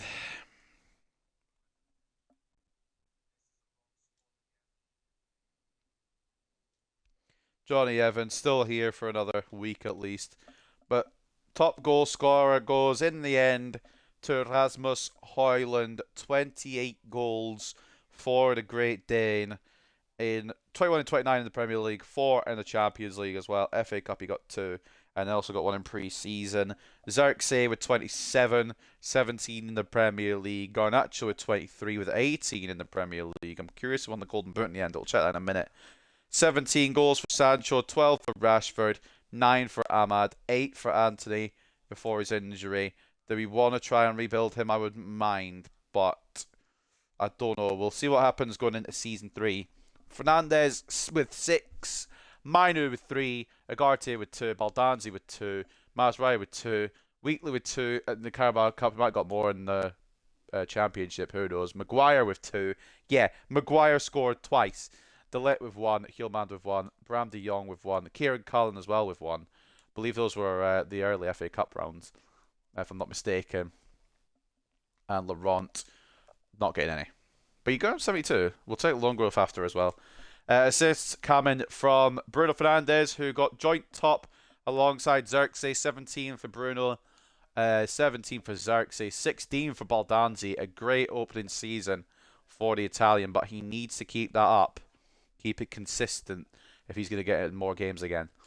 Højlund with 13, Rashford with 8, Sancho with 7, 17 and 7 as well by Sancho is a great total in the end. We were wondering, is he going to be the man to hold on to that right wing spot? I think we got our answer. A very defining yes, he is. 6 for Dalot, 6 for Abad, 6 for Garnacho, 5 for Anthony, 4 for Ugarte, 3 for Kariolu, 3 for Luke Shaw, 3 for Mazraoui, Kobbie Mainoo with 2, Stack even getting an assist in his limited game time in the FA Cup, 1 for Hjulmand as well, Jamie McDonald got 1 for Everton in the Premier League, 1 as well for Andre Onana. And the clean sheets, obviously Ugarte played the most, so he'll keep the most clean sheets on the pitch, but for goalkeepers, was it Onana or was it De Gea that got the most in the end? It goes to David De Gea. 10 clean sheets in 25 appearances, 8 in 15 in the Premier League. Onana also got 10, but he had more games. So I've got to give it to De Gea as our better goalkeeper this year. And Onana may be selling. Not 100% yet. Not 100% decided on that. But maybe could be saying goodbye to the Cameroonian. Take a look at the overalls then. I don't know, you can't really tell growth and shrinkage because it doesn't say what the rating was at the start of the season, but just a quick squad report before we go and check out all the other leagues. This is how everybody's looking now. Just going to slowly scroll through. You can kind of see what they're doing, how they're doing, all the way through. Maguire's gone down a rating. Oh no, it's the fall. It's the fall of the slab. And of course, Johnny Evans, the last time we'll see him, retiring. 1 sprint speed, 11 acceleration. Defending's still actually quite decent. Physicality's still alright as well, but the rest of the stats leave a lot to be desired. Harry Maguire, Matthias de Ligt, Lissandro Martinez. I know we've got some good centre-backs, but I still think we need one more because if Maguire's going to go, we need someone to replace that kind of backup spot. And we've got 2 good shouts so far, but I'm happy to hear more. They need to, like, obviously, not be ahead of Martinez and De Ligt, because that would probably be my duo still. But, also Kobbie Mainoo, by the way, 84 rated. Look at that, man. We'll put him back to a deep line playmaker, I think. On the holding midfielder, actually. Get a bit more pace in him, because he has the potential to be a worldie of a man. A worldie of a player. Stack didn't really do much, didn't need to do much to be honest. He's kind of just there for like if there's a horrible injury to Ugarte or Mainoo or Hjulmand, we've got Stack just to step in. Dan Gore looks alright. He actually probably could work more as a winger. I wonder if that's a position change we go for. Tigo Landy's up to 71. We'll see some loan growth as we scroll down here. Tam's done well as well. Look at that, man. Definitely a winger. I might have to switch him back as well, even though he's 6'2". Might need to switch back to a winger. Bruno, of course, he did pick it up towards the end of the season, but do we still want to go for another cam, perhaps? It would be a big culture change. Riley Barton up to a 72. Jamie McDonald still at 71. Russo at 70. I'm interested to see how Bowman did. I'm presuming he'll be 73, 74 rated. Garnacho's 88 and can still grow. Rashford's hit his potential of 85, but still a very useful player. He won't be going anywhere. Laurent at 72. Sancho 87. He's really found his feet again here. Ahmad also not going anywhere. I don't think he'll ever become the out-and-out starter for this Manchester United side, but he'll definitely be about. Anthony we'll need to talk about. Roman Bowman at 74. I'm just saying, do we want to try and involve him next season, or are we saying another loan? I think one more loan, but I'm happy to do whatever the majority want. Wheatley, decent growth as well. Xerxes up to an 85. Højlund up to an 85. Cullen and Brand de Jong, I wish they were good players. I mean, they are good players. I wish they were like better potential. I don't really want to sell them. Brand de Jong has found this club. Unfortunately, Cullen hasn't, which means he's probably going to get released. Some of these players that we haven't been able to sell probably will find their way on the unemployment line, unfortunately. But that is the squad report. I think that is everything. We'll do a quick look at the academy because I just want to end on the other leagues and then leave it there for today. Youth tournament perhaps next episode as well, question mark. just to see how these new Thunder Dragons fit in. But this is the youth academy right now. As you can see, no Gonzalez. We had to release him because he wasn't good enough to promote, and his potential wasn't good enough to try and sell on, and it just would take forever to sell on. And again, we're gonna thin out this academy going into season 3 and try and find some new ballers to come into it. This man here, Alfie Hutchinson, I was going to say we'll wait until he's 16 to loan him out, but I have just noticed he has turned 16. We'll get him promoted and on the loan list instantly. Try and get the best out of him. AJ Zug, I was hoping he'd be good, but he doesn't look very good. I want to move him on, but no club will come in for him, so he'll probably just stay in the academy until he wants out. Because he's still fun to use in youth tournaments. And that is the academy. So before we go and check all the other leagues and then end this off today, we're not going into season 3 because we've got a World Cup to go through. Again, it'll probably just be not. What? Where's your potential tag? Oh, he's not 60 yet. I say, where's his potential tag? But he's not 60 rated yet. You only get a potential tag once you're 60 rated. But see, senor, that is the way we are. Okay, we go and we look at every other league. Actually, no, we need to check the Golden Boot in that first, don't we? I'm not going to check all the stats from all the competitions. It's just the Premier League I give a shit about. Nothing's happened in the World Cup yet. That's not broken. It's just because nobody's played yet. It's shared in the end, the Golden Boot. Rasmus just needed one more goal to get a second Golden Boot, man. But it's shared in the end between Jack Grealish of Manchester City and João Pedro. I'm going to read the top 5 of each one, and then I'm going to I'm going to read every Man United player that's involved. So, Jack Grealish, João Pedro, Rasmus Højlund 21, Jean-Philippe Mateta on 20, Luis Diaz on 20, Gyökeres on 20 as well, so I'll read him. But then we've got Alejandro Garnacho again, 18, Xerxes on 17. Haaland only on 16 is mad, by the way. What's up, Arsenal Football? Welcome back, mate. I don't think there's anybody else from us in here. There might be someone who sneaks in at the bottom. Nah. Assists then, top 5. Jack Grealish got that as well. Does he think he's fucking Aston Villa Jack Grealish or something? What's going on here? Why is he the best player in the Premier League? He's got to get player of the season, surely. I wouldn't be surprised. 16 for him, 14 for Xerxes, 13 for Baldanzi, only 17 games is mad, by the way. 12 for Nkunku, 10 for Bruno. Any more United players in here? Rasmus on 9, which ain't too bad. Rashford on 7. There might be a sneaky Anthony or Ahmad who snuck in here sneakily. But I don't see it. Paul Kalmer gets involved, and yeah. That is the top 25. And then clean sheets, the Golden Glove. This time goes to Ederson. 14 clean sheets. He drew with it with Onana last year, somehow. Even though we conceded more goals last year, but we conceded less goals this year and cut less clean sheets. 14 for Ederson, 13 for Ramiro, 12 for Vicario, 10 for Lunin, and 9 for Mamadashvili. Although I think Onana, sorry, De Gea. Oh, both of them had 8. Fair play. I mean, De Gea done it less games, but both of them on 8. Technically, we got the most clean sheets combined, but that's not how it works, unfortunately. If it did, that'd be pretty cool. And I obviously won't have anyone else in here, but these are the rest of the clean sheet holders.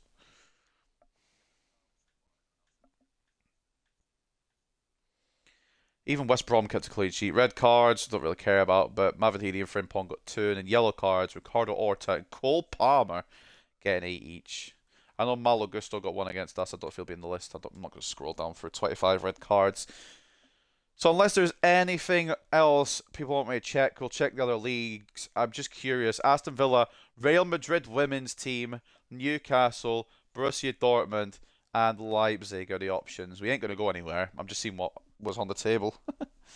So, time to check every other league, and then we'll end it for today. Next time, we'll come back into the World Cup and maybe kick off Season 3 if I decide to do that in the same episode. So, the Argentinian League Racing Club win that on goal difference, I think. River Plate, Argentinos Juniors, and San Lorenzo all in the CONMEBOL. I believe that's automatic qualification. And then Boca Juniors and Lanús are in playoffs for it. I don't know how the fucking thing works. I'm going to be honest with you. I should probably learn more, but I don't want to. And the rest of the table looks like this, with the bottom 3. Dep Riestra, Ind Rivadavia, I'm pretty sure some of them came from our players, and Central Cordoba in the bottom 3. So I'm just going to read top 4 and bottom 3 unless it states otherwise, just for reference. And I'm sorry if my ball knowledge is fucking terrible. For the A-League then, Melbourne City win that. 48 points. They go to the next stage. Fuck knows what the next stage is. Perth Glory getting the 46 points. I don't know how the promotion playoffs work, so I'm just going to read the 4 teams because that's how I know. Western United, Western Sydney Wanderers, Adelaide and MacArthur getting playoffs. There might be more. I don't know how Australian football works either. And the bottom 3, Newcastle Jets, Brisbane Roar and Auckland. To be fair, Auckland not even in the A-League. They're in New Zealand. Although there's a couple of teams that are in New Zealand, so we'll let them off. Ostrich. Just get Austrian Bundesliga. It's better, easier to read than the Ostrich. Österreichische Fußball Bundesliga. Close enough. Austrian Bundesliga. Red Bull Salzburg win that. They go invincible. 6 points clear of closest team. Austria Vienna. Rapid and LASK complete the top 4. I don't know how Europe works in Austria. And the bottom 3, WSG Tirol, who I'm pretty sure we had players come in for them. They had players. What am I trying to say? We had offers from them for our players. Austria Klagenfurt and Grazer also came in for our players too. They get the bottom 3. In the Belgian 1A Pro League, Club Brugge, they win it. They also go invincible. 70 points at the top. Anderlecht get second. Cercle Brugge and Royal Union Saint Galois get top 4. Genk, Royal Antwerp. I don't know why I'm reading the rest of them actually. What's my brain doing? Bottom 3 goes to STVV, Beerschot, and such a cool name, Beerschot, and FCV Dender. Bottom 3. I love the Beerschot name. Such a cool name. I know it's probably not pronounced like that, but I'm fucking pronouncing it like that. I don't know if this is done and dusted in China yet, but at the moment, Shanghai Shenhua top the league, 34 points. They are in the champion bit. The Asian Continental Cup, I'm assuming it's just Qingdao West Coast, Shanghai Port, and Shandong Taishan. Couldn't tell you. And the bottom 3, as it stands right now, I think it might be season over actually. Peng City, Meiju Haka, and Nantong Jiyun. In the Danish Superliga then, Midtjylland top the league, 46 points, 3 points clear. Closest rivals Brøndby, Copenhagen, and Viborg complete the top 4 in Denmark with the bottom 3. Sunderjysk. I tried. Silkeborg and Lyngby, the bottom 3. Now, this is where I'm interested. Brentford make a swift return to the Premier League alongside Nottingham Forest, and it'll be one of Sheffield United, Norwich, Ipswich, or Burnley who will come up with them in the playoffs. It's kind of dead, actually. I would like some more exciting teams in there. It's a bit of a gap, though, between 6th and 7th, so there's not really much chance that Cardiff or Bristol were going to get in. Reading down to how the rest of the league looks, our finalist rivals, QPR, ended up finishing in 10th in the championship. Maybe they were concentrating on the FA Cup run. That's how the rest of the table looks for the championship. And the bottom 3, who I know are getting relegated, Stoke City, Huddersfield, and Sheffield Wednesday. Coming up from League One then, Bolton get promoted as champions, with Plymouth coming up automatically, and one of Charlton, Portsmouth, Wickham, even not Wigan, and Reading will go up with them. Reading down the table, if it lets me, thank you very much. Wigan are there, they're just not quite where I said they were. And I'm curious on who has gone down. Relegation zone, Bristol Rovers, MK Dons, Walsall, and Crawley. Go back down to League 2. But in League 2, Bradford aren't going up, I don't care. No seriousness. Mansfield win the league. Fleetwood and Notts County will go up automatically, and one of Swindon, Grimsby, Burton, and Exeter will advance through the playoffs. Where on earth are Bradford City? God forbid. If they're in the bottom 2, I might cry. 17th. Jesus. It's not bottom 2, to be fair. And the bottom 2 are going to be Bromley and Morecambe in the end. They would go down to the National League if it was in the game. In the Barclays Women's Super League, Chelsea win something. Even though it's not the men's Premier League, they win the women's Premier League. Arsenal, Manchester City, and Manchester United get top 4. It'd be quite cool if you can manage both men and women's teams, but it would also be a lot of work to do in one save. So I kind of get why you can't switch between. It's fine.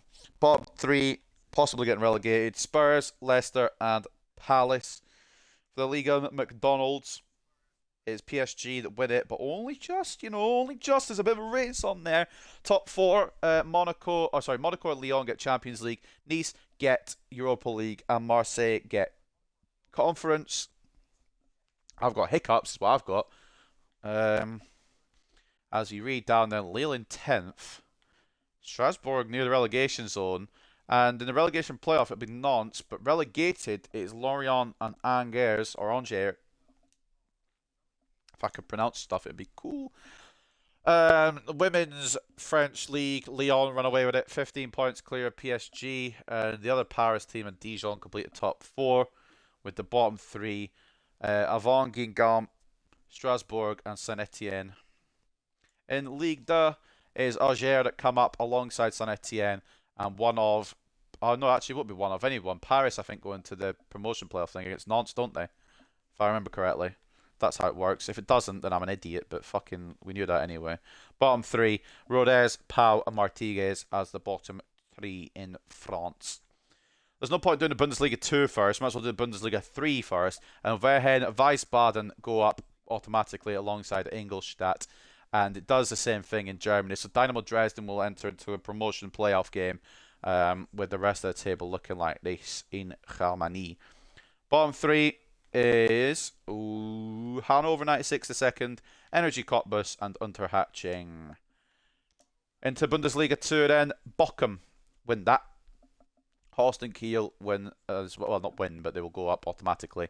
And Hamburg, they go into the promotion playoff. We'll never know if they make it until next year, so I guess we'll just have to wait and see. The bottom three in the end then, Arminia Bielefeld, they'll go into the relegation playoff, with Ellsberg and Braunschweig getting relegated.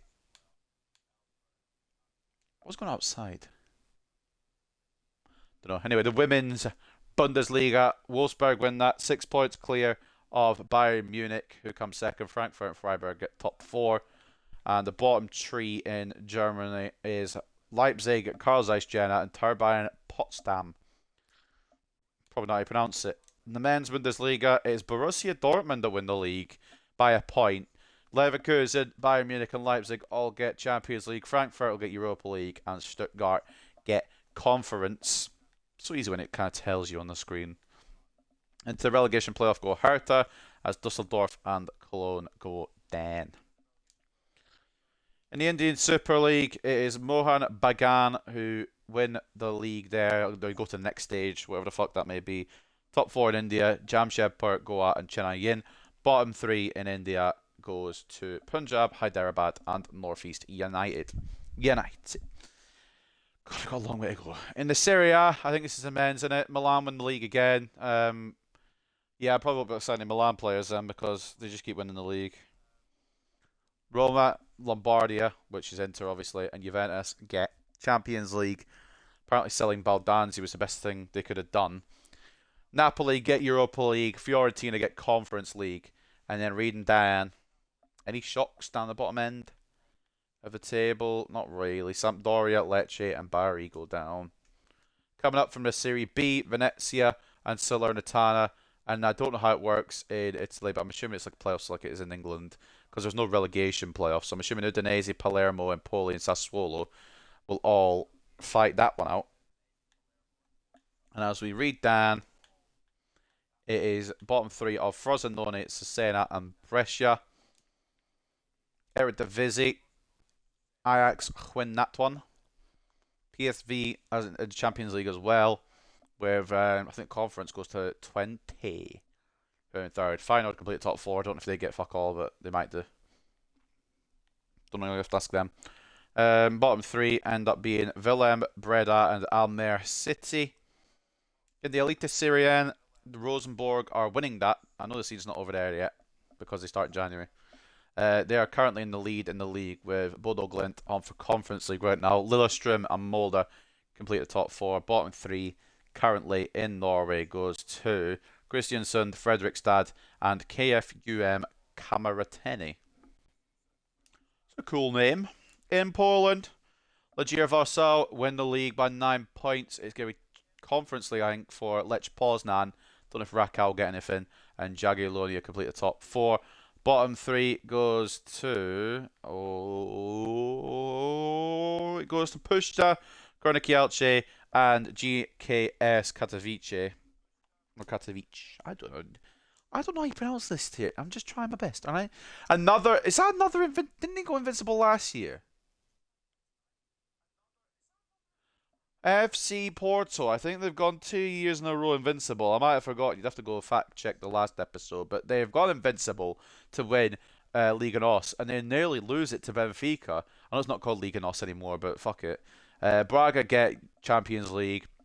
Sporting get Conference now.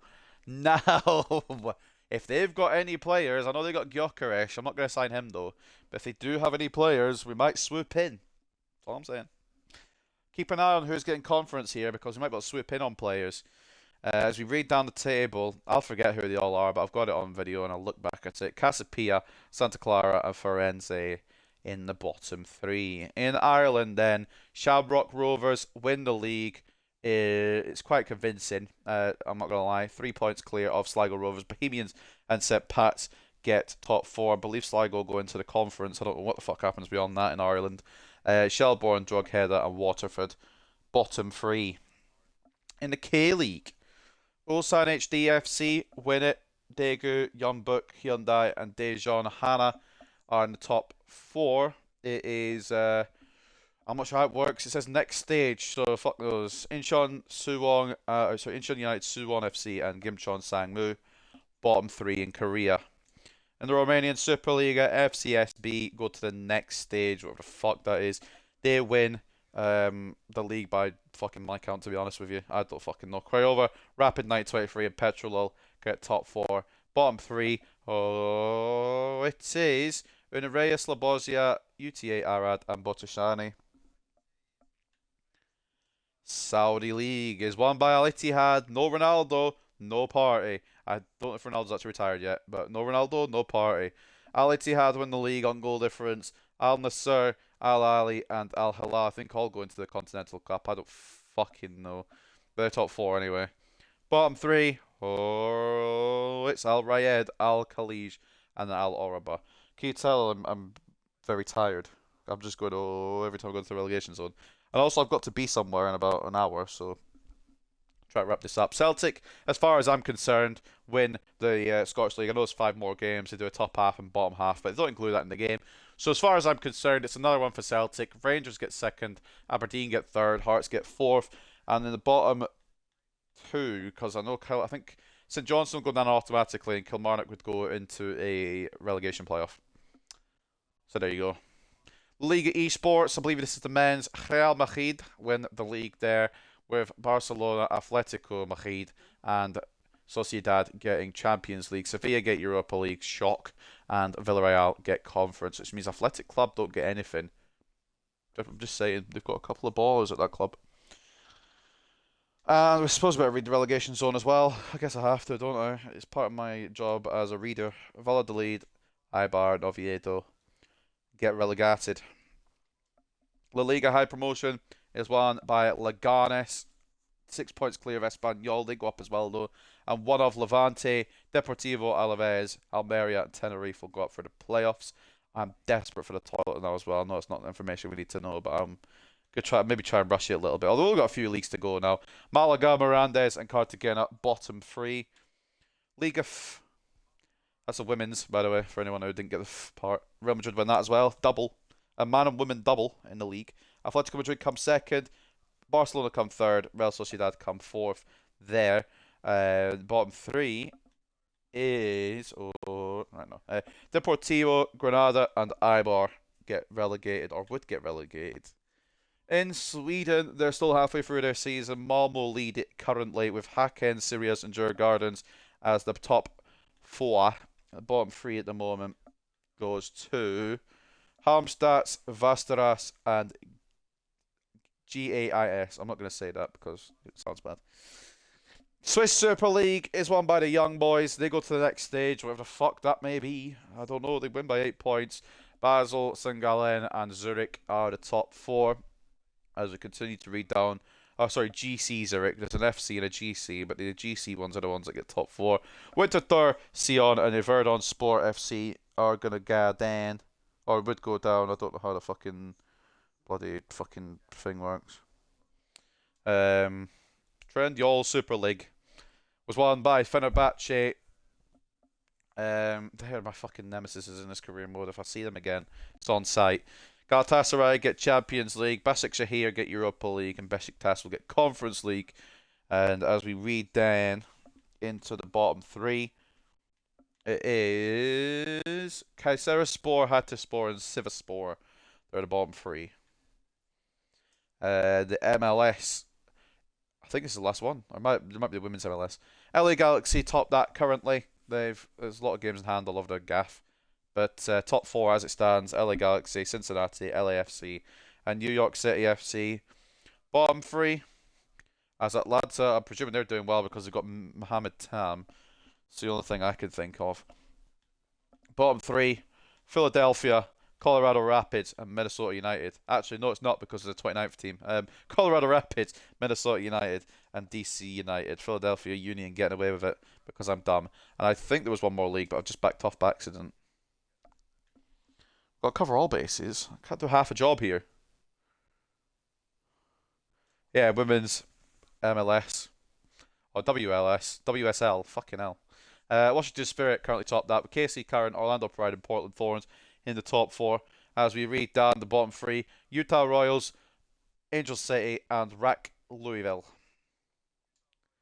Well, unless there's anything else to cover, I think that's me done diddly on. Unless, like I said, there's anything else to cover. But we could cover it next time anyway. We go into the World Cup and into Season 3 next episode. Whether I'll do it 2-for-1 deal, I don't know. Is that say Leverkusen are looking at Harry Kane? Fucking hell. People are wanting it not to happen. Madison gets Player of the Month. Elliott got included alongside Grealish, Madison, and Palmer. Champions League was won by Inter Milan. Olympiacos won the other fucking thing. We know that. Conference League. Premier League Team of the Week. I don't think there's anything more to, talk about. Edison got Goalkeeper of the Prem. Team of the Season in the Prem. Sorry. How have we got nobody? How have we got nobody in the Team of the Season of the Prem? City have 4 players. Chelsea have 3 players. Even Gusto got in. Where is our... We've been robbed. That's all I can say. We've been robbed. It's the way it goes sometimes, I guess. Agarte should be in there, absolutely, ahead of Rodrigo. Fucking Hoyland or Xerxes should be in for one of those. Probably Gyökeres could fucking bow out, I think. We've been robbed. I'd even argue Garnacho over Grealish. Actually, I can't argue that now. Grealish has been ridiculous. It's the only one I can't argue, to be honest. Cadiolo over DeMarco, though, in my opinion. Right, whatever, cool. We end today with a robbery, and that makes sense. Premier League Player of the Tournament has been announced as Manchester City's Grealish. I can't debate that. 38 contributions in 37 games. But look at that. That's what matters. Manchester United have won the Premier League title at the end of what's been a competitive and thrilling season for both players and fans. Even though Nkunku got Player of the Match and Chelsea beat us on the last day. Nkunku's crucial last goal helps his team manage to win against Carlos Rodriguez. And Chelsea shortened gap to top by claiming the 3 points against disappointing Man United. We were absolutely fine. Honestly, we were absolutely fine. We've already done it. And Leeds did not get relegated, sadly, in the end. But we'll end it on this image here because that's where we're ending it for today. Next time, World Cup and Season 3. But I hope you guys have enjoyed Season 2, and I will see you soon. Look at Bruno with his Premier League title. Also won the FA Cup. The double is done. Next season, I'd like to go for the treble, but it's a huge, huge task. Take care, enjoy your weekends, and I'll see you soon.